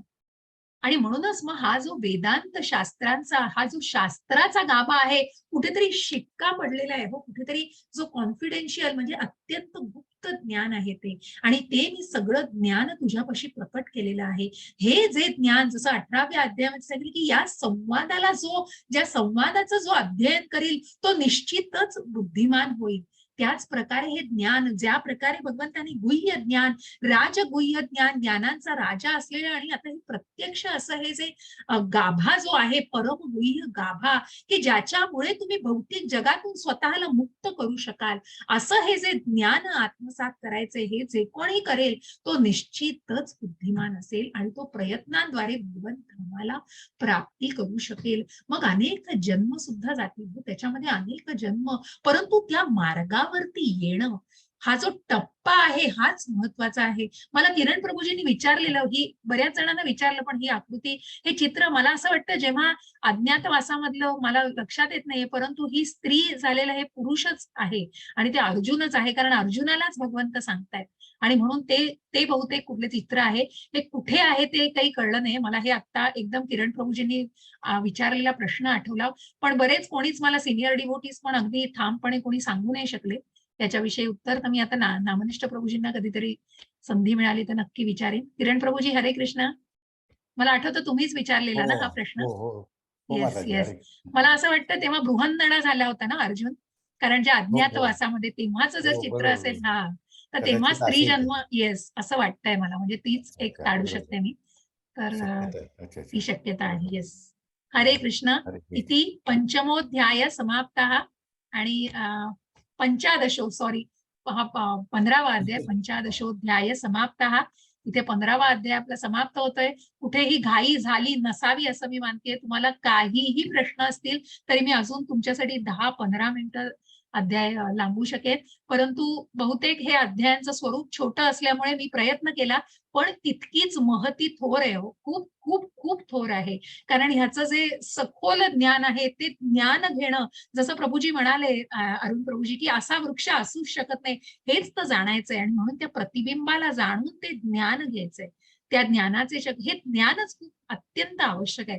मग त्याला आत्मसात करून आचरणात आणणं हे तर पुढचा टप्पा आहे, पण हे ज्ञान घेणं हे अत्यंत महत्वाचं आहे. तर कुणालाही काही प्रश्न असतील, अंजली माताजींनी हँड रेज केला होता. बोला माताजी. सगळे मला वाटतं अनम्यूट आहेत, कोणीही बोलू शकता तुम्ही, फक्त एकेकाने बोला एका वेळेला. हरे कृष्ण. माताजी म्यूट आहेत का अनम्यूट आहेत? प्राची माताजी सगळे अनम्यूट आहेत माताजी. unmute माताजी आहेत ना? बोला बोला माताजी. हरे कृष्ण. असा वृक्ष असू शकतो कसा आणि बोला तो- माताजी. तो म्हणजे आपला वंशवृक्ष. वंशाचं मूळ वर असतं आणि मग तो वंश वाढत वाढत खाली येतो. पण आपले जे माताजी पूर्व- कसं आहे, पण तो वाढत वाढत खाली नाही. माताजी याला उपमा काय दिली ते लक्षात घ्या, की ज्या आता खालच्या योनींमध्ये माताजी कसं आहे, की इथे जी प्रतिकात्मक दिलेलं आहे, इथे जे काही उपमा दिलेली आहे, की आध्यात्मिक जगाशी ती तुलना केलेली आहे. आणि मग जो हे जे- खालती जातोय म्हणजे ती खालती जाणारी गोष्ट ही चांगली नाहीये, त्या चांगल्या योनी नाहीये. तुम्ही जो वंश म्हणालात तो वंश कसा असतो, तो फुलत असतो, ते वेलींसारखं फुलत असते ती, त्यामुळे ती फुलणारी वेल असते. तुम्ही जो नाही, म्हणताय नाही, तो वंशाचा तसं नाही वृक्ष आहे. माताजी. बोला. आता आपण आपलं जे गोत्र असतं, तर तो गोत्राचा मूळ ऋषी वर राहिला आणि तिथून हे खाली आले एक एक नाही, एक. ठीक आहे, टप्प्याटप्प्याने. पण इथे हा. कुठेतरी जी उपमा दिली आहे ती हा. खालच्या नीच योनींमध्ये पण दिली आहे माताजी, हे लक्षात घ्या. जी हो. नरकाची, हे लक्षात घ्या, की या ज्या योनी आहेत या पृथ्वीच्या खालचे जे ग्रह आहेत त्याविषयी सांगितलंय. ज्या कल्पनांमुळे, ज्या विषयांमुळे त्याची त्याला उपमा दिली आहे. ऊर्ध्व मूल मधशाकम, बघा इथेच ती सुरुवात होते. आणि म्हणून तो सांगण्याचा मतितार्थ हा आहे, की या ज्या खालच्या, कारण त्या कल्पनांमुळे, त्या इच्छा आकांक्षा वासनांमुळे कुठेतरी मनुष्य त्या खालच्या योनींमध्ये सुद्धा जन्म घेतो, हे जाणायचंय माताजी. तुमचा मुद्दा मला लक्षात आला, पण इथे त्या स्वरूपामध्ये हे नाही सांगितलं. मला फक्त साधारण सांगायचं होतं नाही, की ठीक आहे, ठीक असं आहे, हे हरकत वृक्ष नाही. आहे. लक्षात बाकी आलं. कुठलीच तुलना नाही, पण हा नक्कीच, पण वृक्ष नक्कीच. वरून खाली आलाय आणि हाही त्याप्रमाणे वृक्ष तुम्ही सांगताय. बरोबर. हरे कृष्ण, हरे कृष्ण.